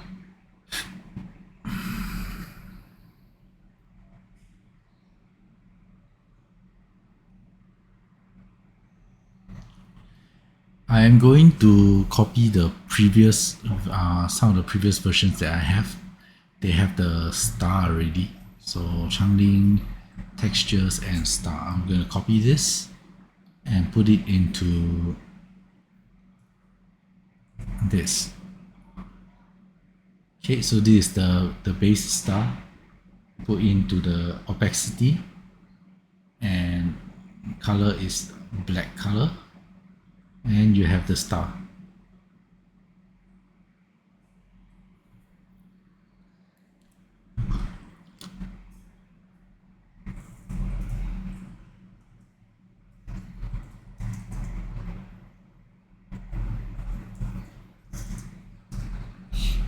Okay, so now you can do the saving. So now you can do the saving. Go to the head. This is how I like to do my save my stuff. So you select the head, and then there's this save figure and props to support asset. So this is inside the normal save as support asset, and you can save it down here, save asset or figure and props asset, right? Then you will go to wherever you want to save your items in.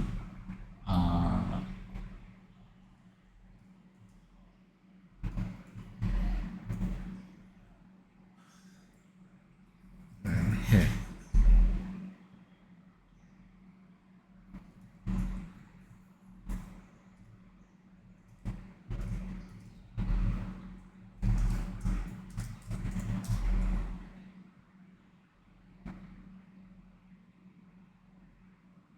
Okay, so I have this my data. So this is the G9 data, and Wuthering Waves.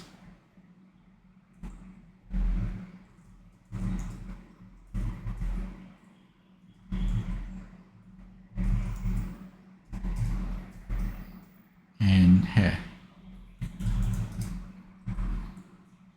Okay, save the file name, correct the file name, and place it down here. Make sure you and save. Okay, so make sure that this one pops up in this folder to ensure that your file name is correct. Then you Yeah, so that is how you save one single item.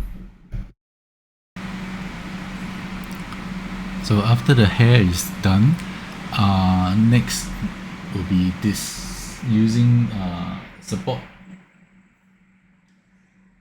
save individual support asset, which is also the same thing down here, save scene asset. Okay, so when you click on that, it will actually save everything that is not currently that does not currently have entry.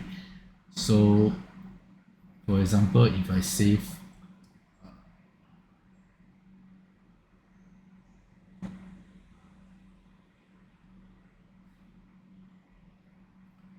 here, I put it as character and I save, then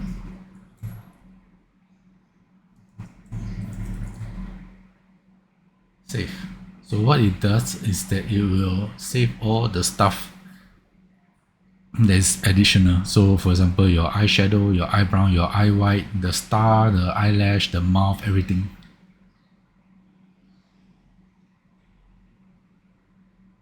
Right, so before I forget, the mouth will also need to be edited a little bit. So if I hide the original body and then I'll go to the mouth, okay, then I'll click on this weight weight node. So if I go to the upper teeth,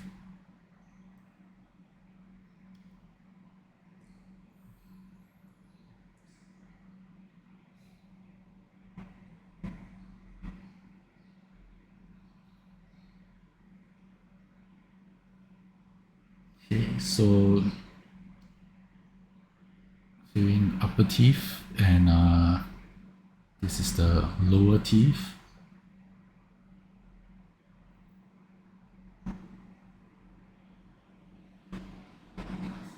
And the tongue. Okay, so if you don't do this right, when you open the mouth, her teeth will go haywire. So this is the reason why you need to edit that part, so that, say for example, if I move the is it here? Pose control and the head. So in this case, the mouth would work properly, else otherwise it will not. So you can see down here that the lower lips is actually a little bit too forward. So need to edit a little bit down here.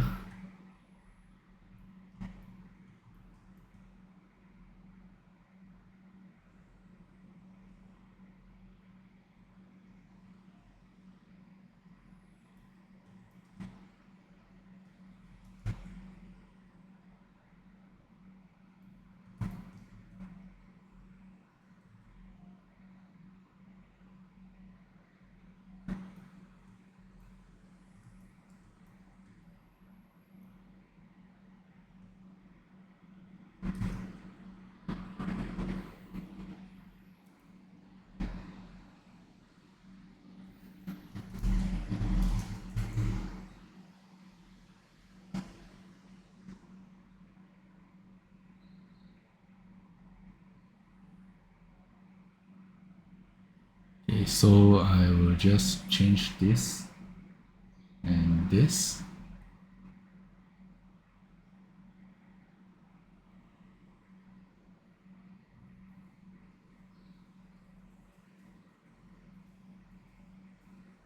And yeah, looks better.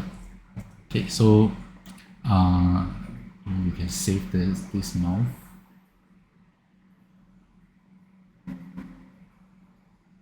Okay, then the next step is go to the place where you save your character. So in my case, I will have to go to G9 here, Wuthering Waves, and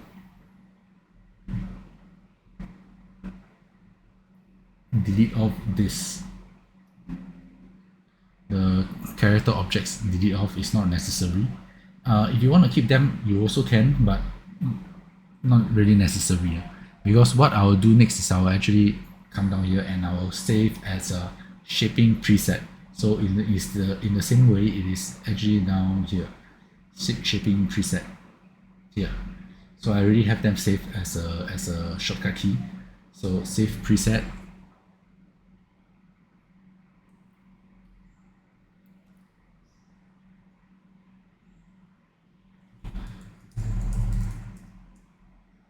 And this will save a copy of the entire. It's like a wearable, but it's a preset. So shape preset first, then you save the item, which is this is the shape. What do you call it? The shape preset for this character.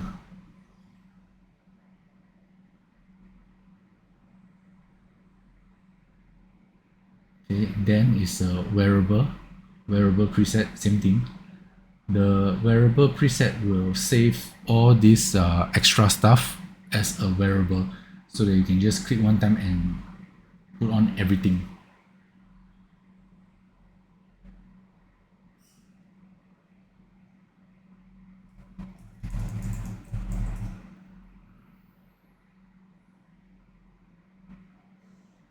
Okay, so all the items that are saved down here and accept, and then finally to save the skin material.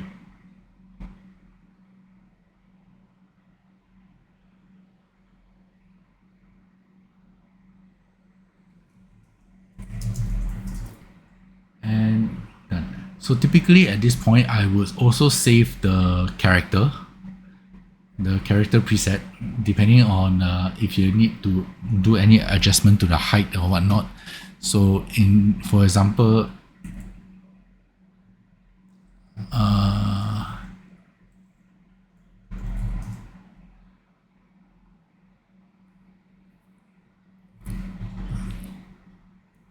Jiangxin is supposed to be 171 cm, which is around here. So you don't actually need to do anything. So I can just directly save it, which I also have a preset for, and that is saved as a shape, saved as a scene preset. Scene what do you call it? Scene subset. This one, scene subset. So you will go here and save.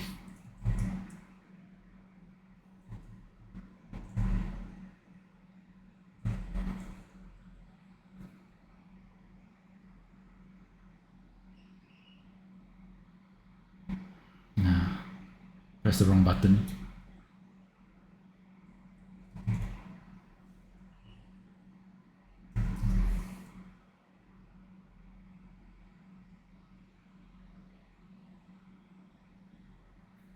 Okay, so now we have the character, we have the, oh dear. Oops. So I made a slight mistake with the picture. So copy and paste.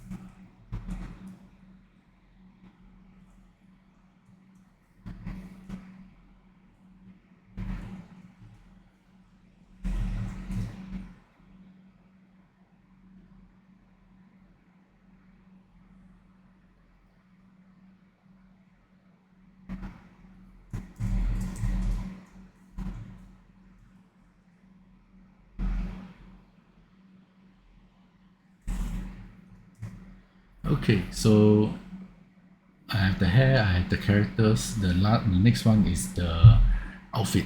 So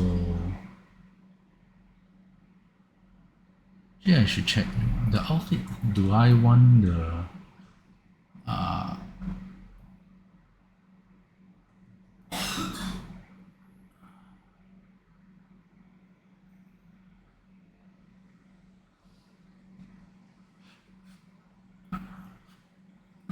yeah, I should put the face in. So I will do the same thing. Duplicate dress, delete this and delete that.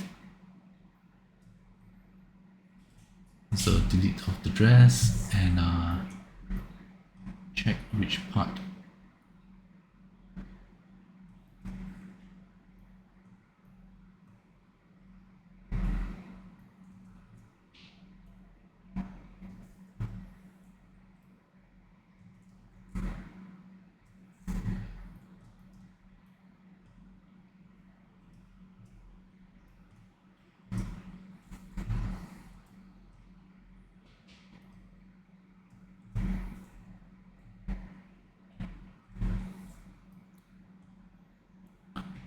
Okay, so I'll just go through weapons prop 7, don't need.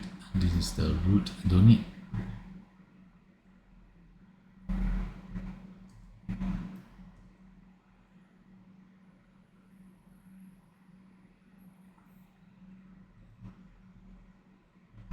Okay, so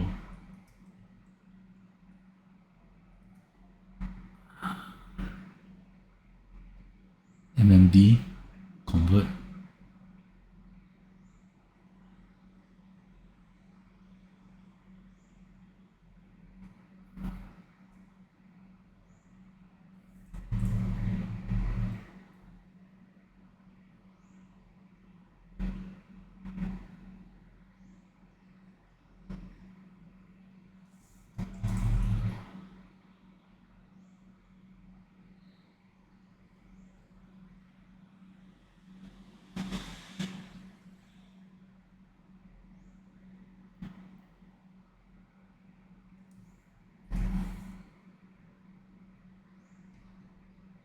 Okay, so first thing first, you will, same as with the body parts, you take the MMD and you take the dress and you convert them over. But this time don't delete off the dress first. Okay, now you have the dress itself, then you align all the bones. Now the currently I will go through how to combine the rig of the figure with the custom bones of the dress. So, oh shucks, never mind. I forgot to. I need to use earlier version of Blender.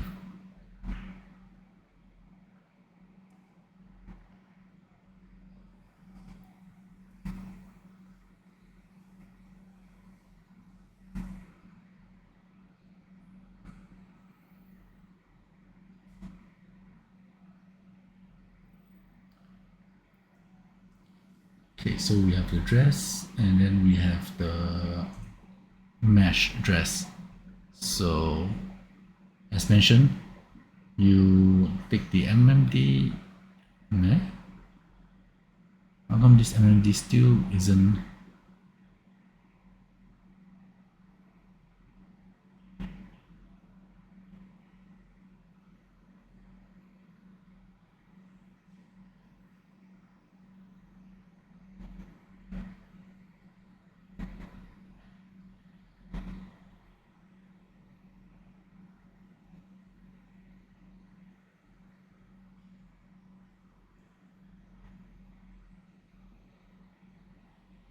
Eh?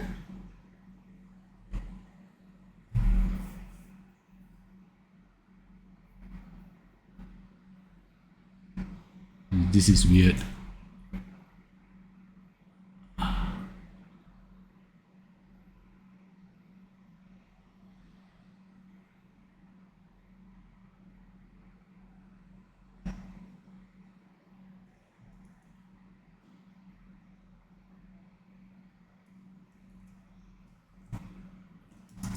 I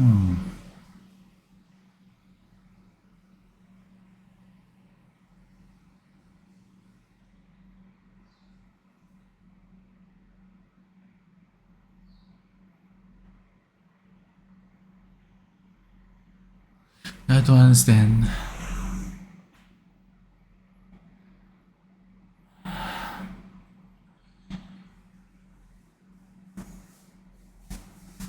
This is the first time this has happened. Usually I can use the older version and get the program to work. This is the first time it did not work.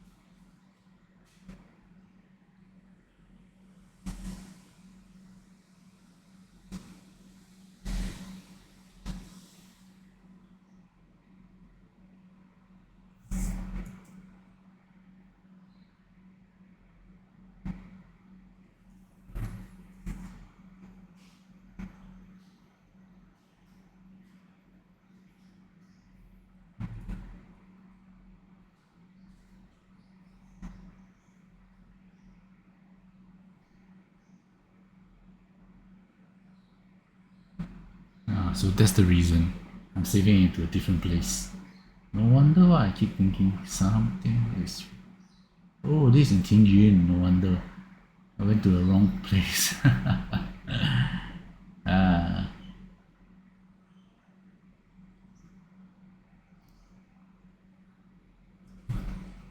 Seems like I'm a little bit tired also, so I'm starting to not function so well anymore.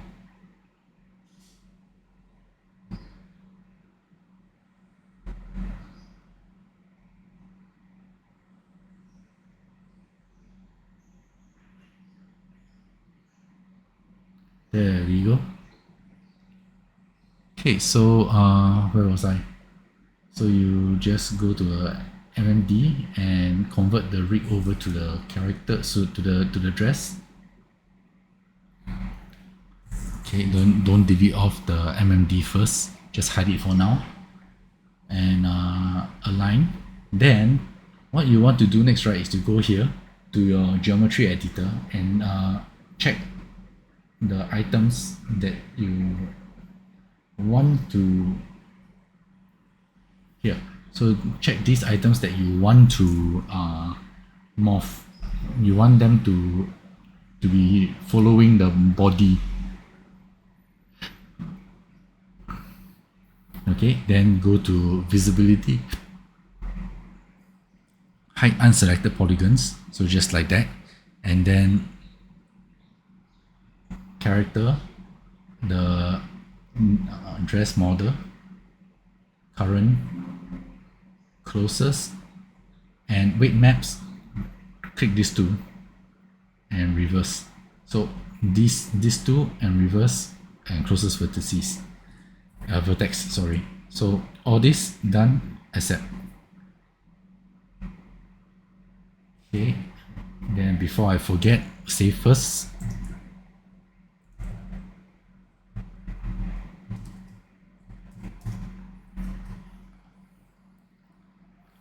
Okay, then you want to go to visibility, show all, and then put in the morph for the dress again. Okay, and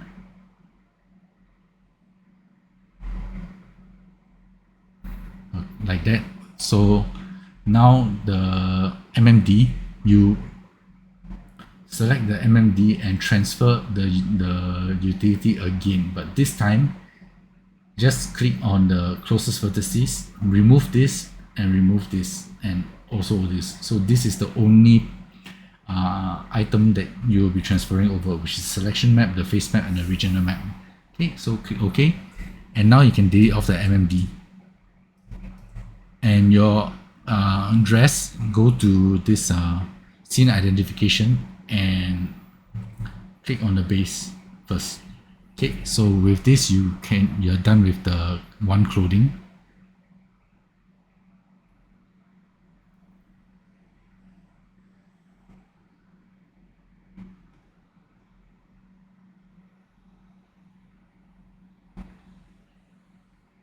I might actually need to edit geometry smoothing, and then you go to general, weight 0. I think better not. I should.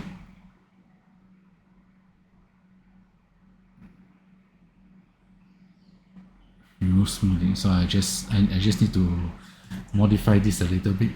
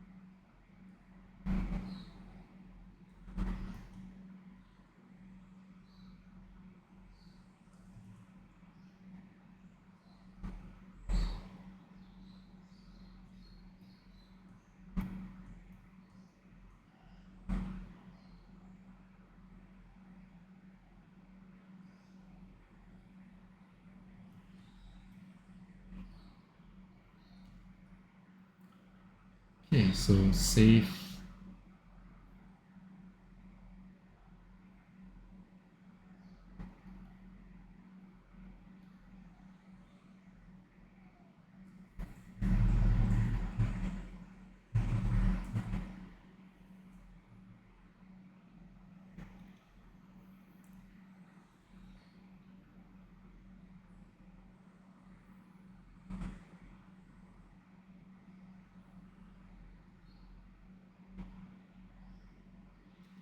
Okay, so next is the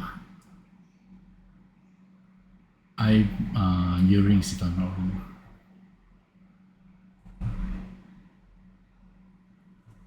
Earrings and dress and earrings.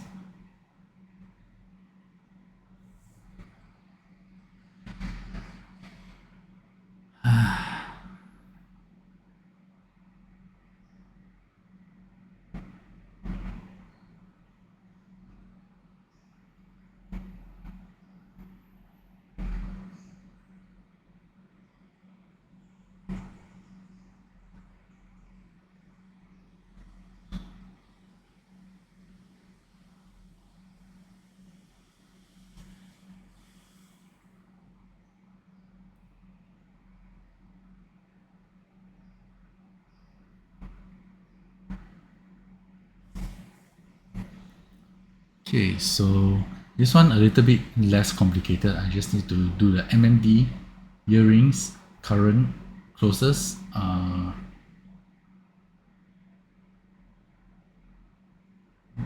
here this, and then I have the earrings with the rig. So this I will just parent to the head directly.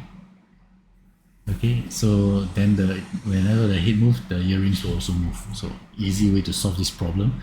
Next is oh sorry, before that, the dress. let me finish off the dress. So you have the bones down here. There's a separate system from the clothing bones. Sorry, for the body bones. So if you go to the bones selection, this is the outfit, the clothing outfit bones, and this is the body bones, right? So what you will need to do is to go to this the root bone of all the skirts, and then do a reparent. So this is a spine, so you go to the spine as well, so spine number 1. Okay, then you can delete off the spine, and all these parts, all these old bones are not necessary anymore, so you can just delete them. And these 2 bones as well, this and this. Okay, so now you're just left with the skirt bones, and you can you can move this around, and if you move the body, the skirt will follow along as well. So previously it will not do so because it is a free floating bone, right? So after all of this is done, then your dress is considered complete. Okay, so I'll just yeah. Okay, so that is the dress. The earrings is done as well, so I will just go on to the next one, which is the gloves, the pants, and the shoes. Okay, so I will just quickly save the quickly move the rest. So character and gloves. Let's go current, closest, and smoothing. Go. Okay, so that's done. I will also clear the weight. Okay, next is the pants. So what I'm doing, in case I think I forgot to mention just now, so if I go to here, closest vertices, and then reverse source selection and click on the smoothing. So what smoothing does, if in case you do not know, is that in Daz, they will actually try to mold itself to the figure, in this case your Genesis 9, so that if there's any skin poke through during posing or anything, it will try to smoothen over it. So that's the purpose of this smoothing modifier. Okay, so done. And also make sure that the weight is 0, okay, so that there will have no distortion. Okay, then the last one is the shoes. So how to deal with them is you use your heel and dial in. I usually dial in the heel shoes morph. Both Genesis 8 and Genesis 9 have these, so you can just dial it into your desired position. So roughly like that. Then what I'll do next is I will choose and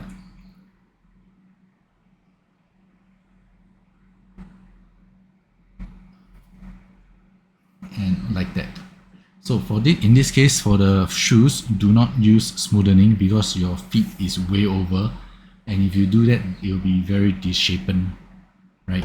So now your shoe is done, then you can go back and add in all the morphs that you need. So the gloves, the pants, and the shoes.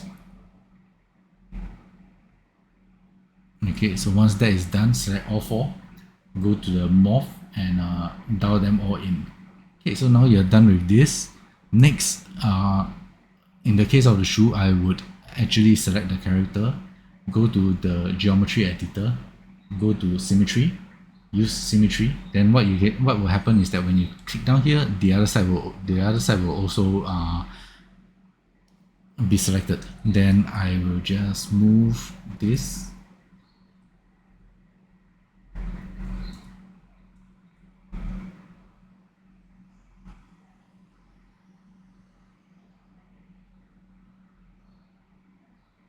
Okay, and then I will auto hide shoes. Okay, so I've noticed a few poke through because we cannot use the smoothing to poke through, to prevent the poke through, so you need to manually modify it a little bit here.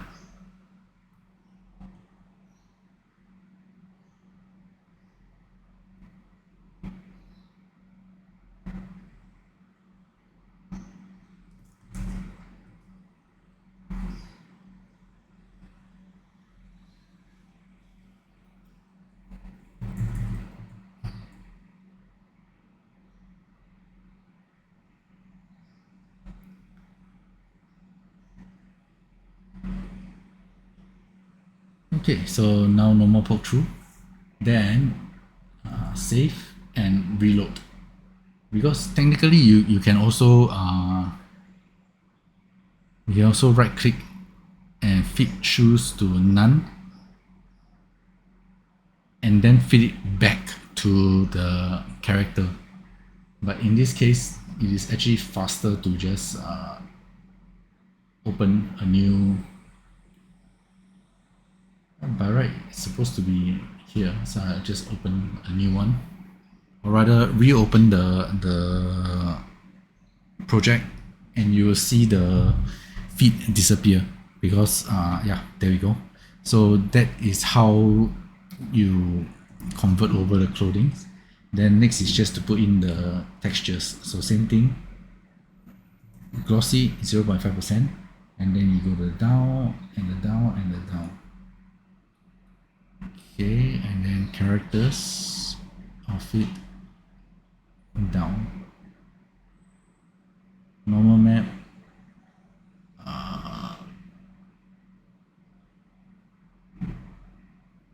This should be the S or the spectacular map. And this should be the metallic. Okay.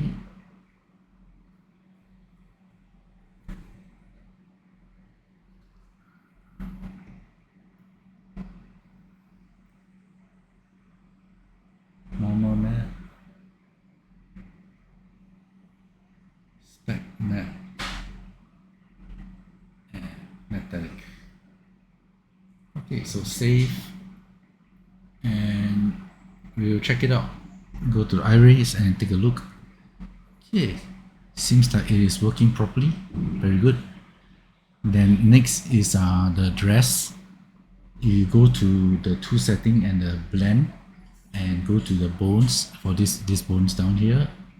You will see that there is actually a hard line down here instead of the normal blending. So what you do is you extend this and just start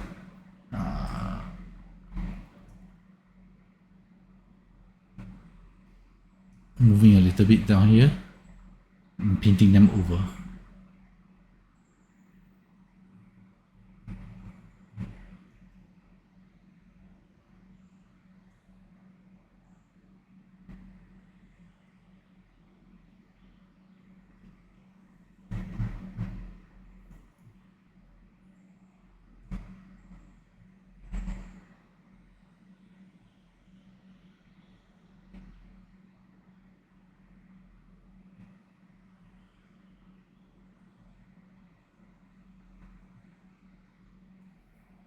Okay, so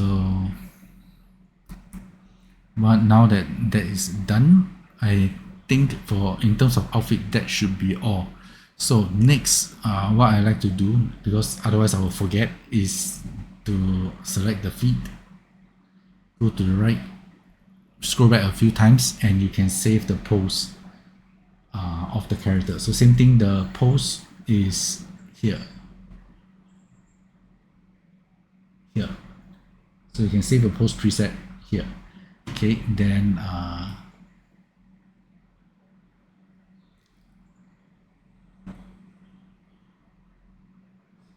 never mind. The pose preset, we can do that later. Reason being because I don't have a folder for it yet. Okay, so now I just save everything first. So same thing with the facial items. So you save them all into a folder. So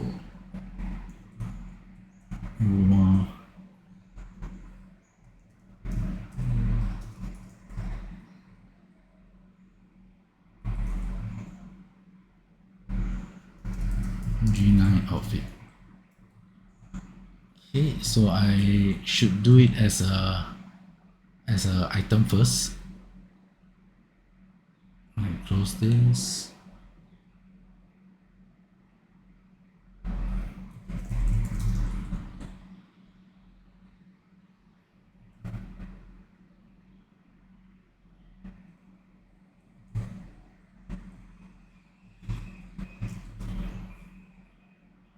And save. So you should start seeing this appear.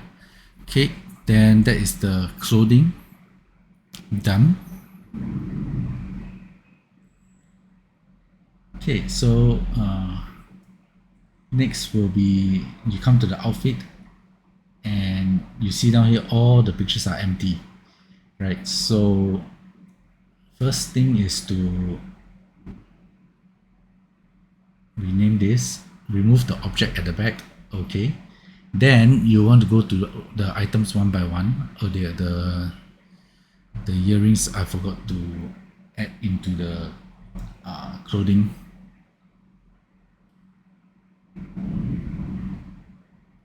Okay, so earrings first bar. So just select a good picture, then click on the save scene item. Okay, go to outfits and go to and here. So the earrings, then you save it, and you can put in a content type. I'm not very sure how useful is it, because if you share it with other people and they put it into their own format, then this basically is useless. But since it's there, I just go ahead lah. Okay, so the earrings, then the dress, say dress,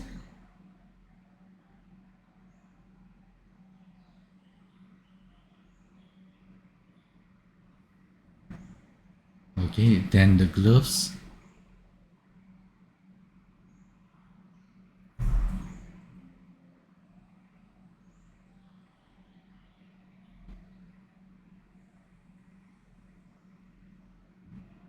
the pants. Okay, for the pants, just now as I mentioned, we can actually do the skin, which is this. So I will throw it this here, and it's stuck. Okay, so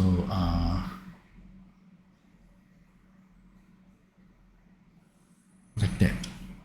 So with this, the skin is visible, the rest is not visible. So you want to invert it so that the skin is not visible and the rest is visible. Okay, and then I will take this, copy and put it here, and inside the pants I will opacity. Okay, so now the skin is gone or is hidden, so only the pants you can see, right? So you do the same thing with the shoes. You can see the skin down here now.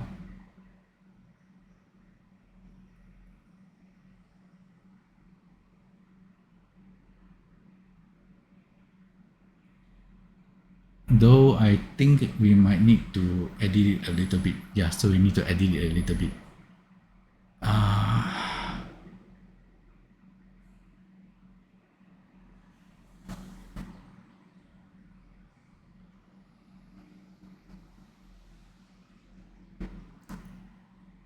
So for example,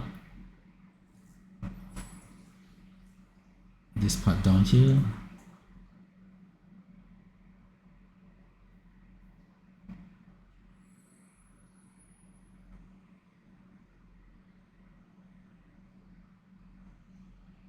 and if I am not mistaken, this part down here, we will want the legs to be showing. Okay, so I will just overwrite this. and it should. Okay, so I will. So there's this part down here as well. So should be this one. And alright. Yep, so we're done. And I need to move the pants a little bit as well. So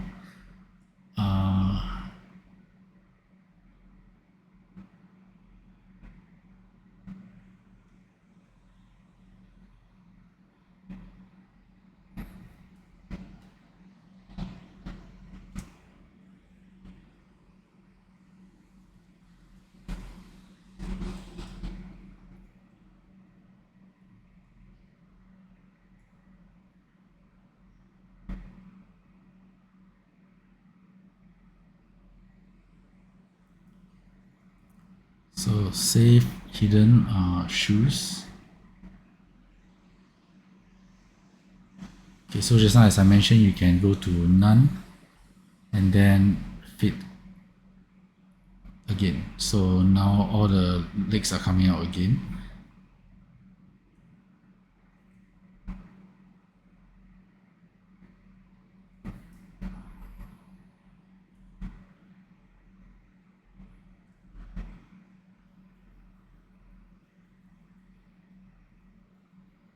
Auto hide shoes.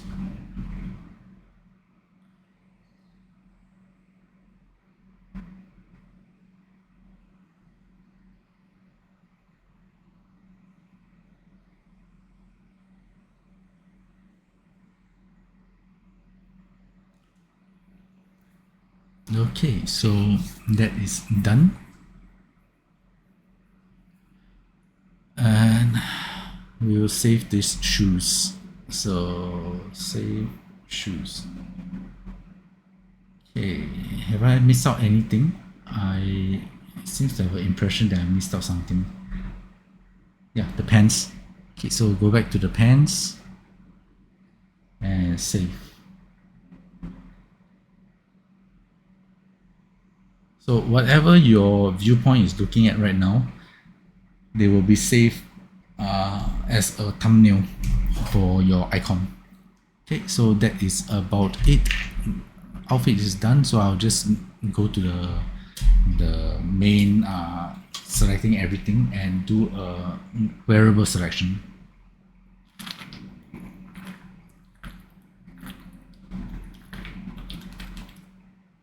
And select just the outfit plus the earrings. Okay, and okay. And there you have it. So outfit, characters, the character, the outfit, the hair, everything all done.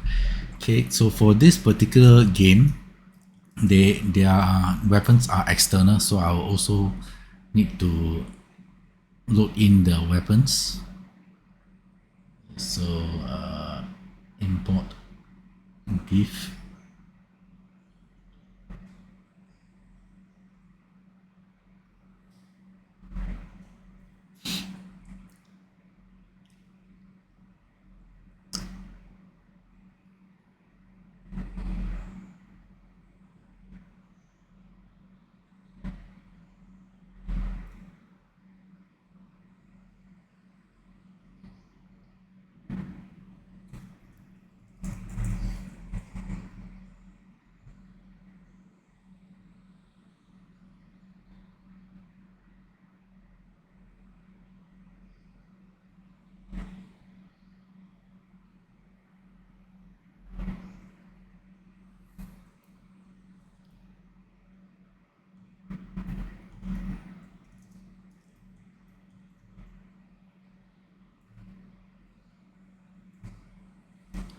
Okay, so that is the merge by distance.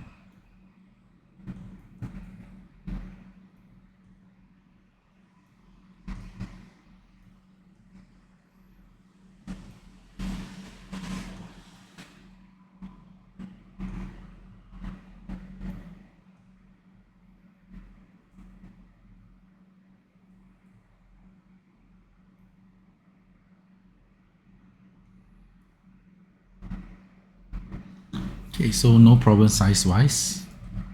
So I'll just let it go back. Increase the size a little bit, 1.1 maybe, 1.2. Okay, and then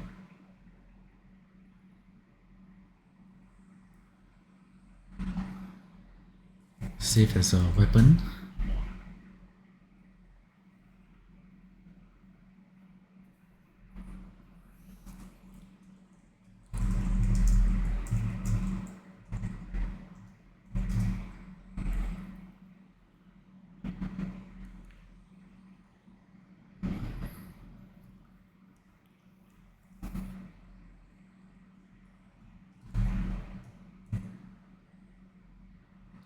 So Daz3d doesn't have a weapon of her own, a dedicated weapon of her own. So I'm using I'm converting over the 5-star standard banner weapon. Okay, so weapons and the abyss search.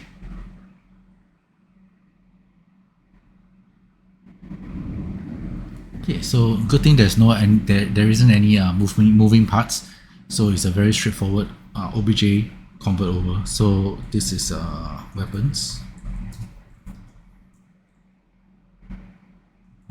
abyss search, then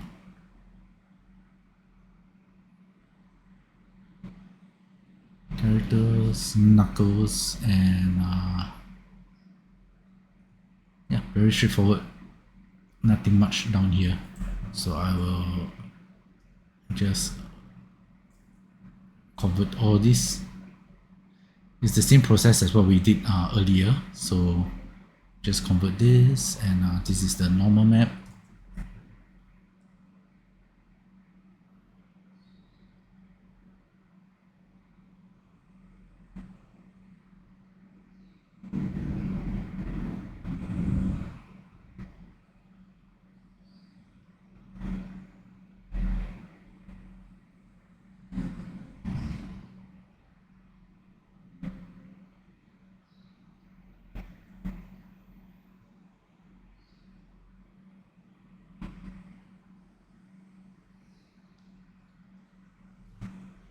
Copy and paste. Okay, so now we have the abyss weapon. So you just need to throw stuff in.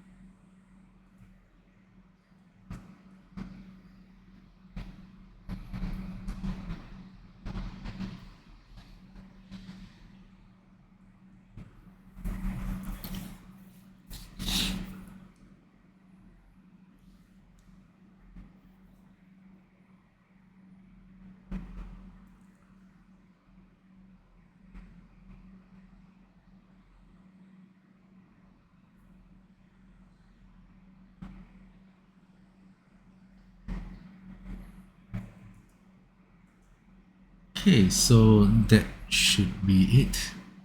Then for pure OBJ, right, something to take a note of. So I just select the character and get it out of the way first. Put it in a group so that I can hide it. Then for back to the topic, so the if you are just downloading the OBJ, then you need to make sure, like for example, in case of weapons, right, you need to make sure that they are default origin, what they call the transition origin.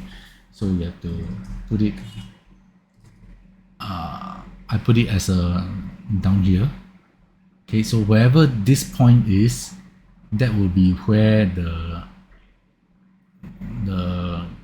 item rotates or moves.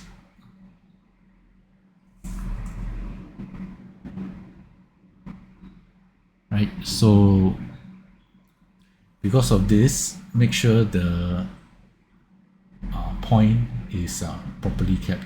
So in this case, I will just put it down here,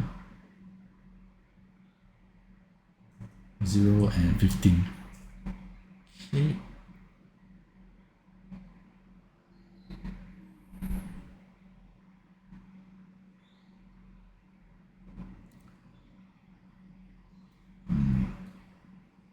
So I'll save this first as a standalone item.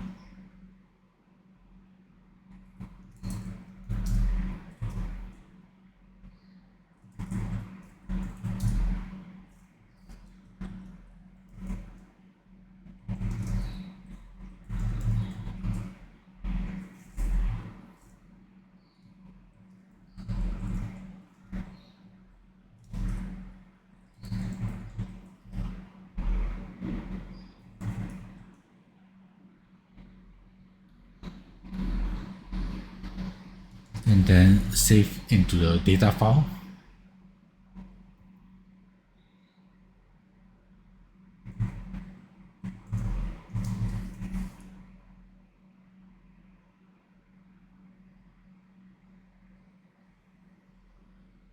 And save. So make sure, as always, this thing is here. Then you can throw in the character back and put this equipment onto the character. So move here.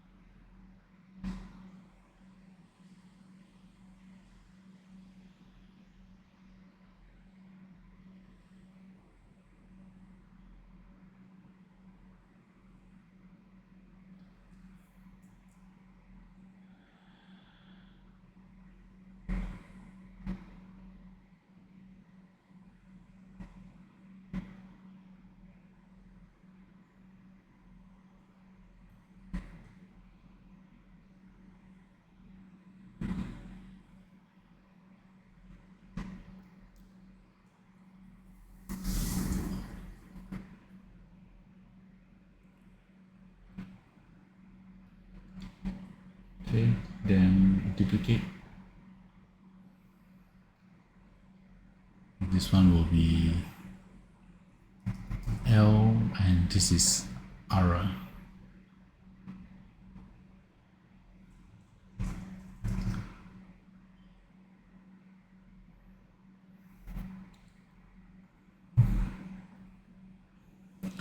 Okay, then with this, search for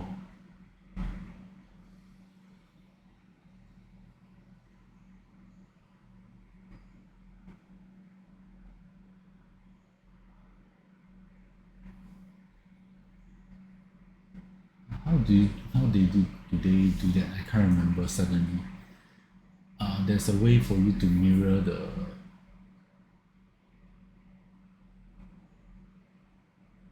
I can't remember. Oh dear.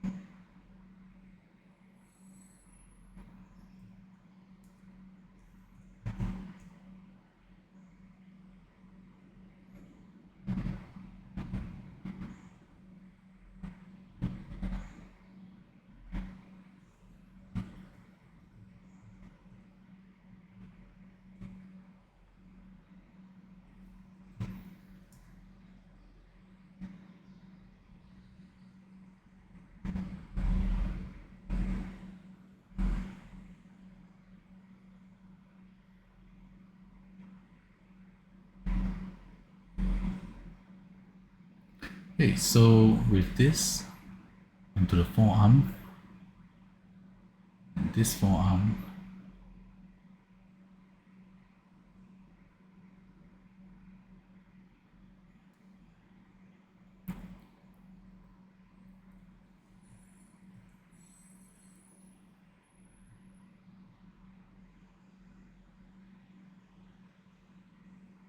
and you can save as a wearable item.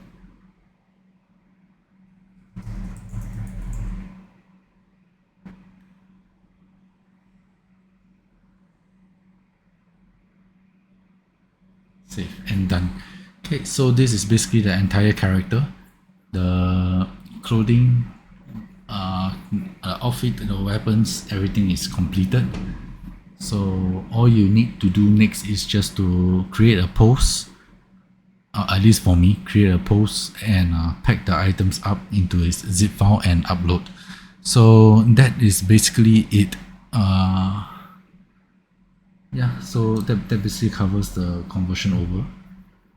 So if you have any questions on anything that I did not cover or anything that you need more clarification with, can just send me, put a comment in or something, and if required, I will do another video to explain whichever part that you are having problems with, right? So if there is no other currently, I think that's about it. Yeah, so I'll see you in the next video whenever that comes out. Thank you very much for watching, and goodbye.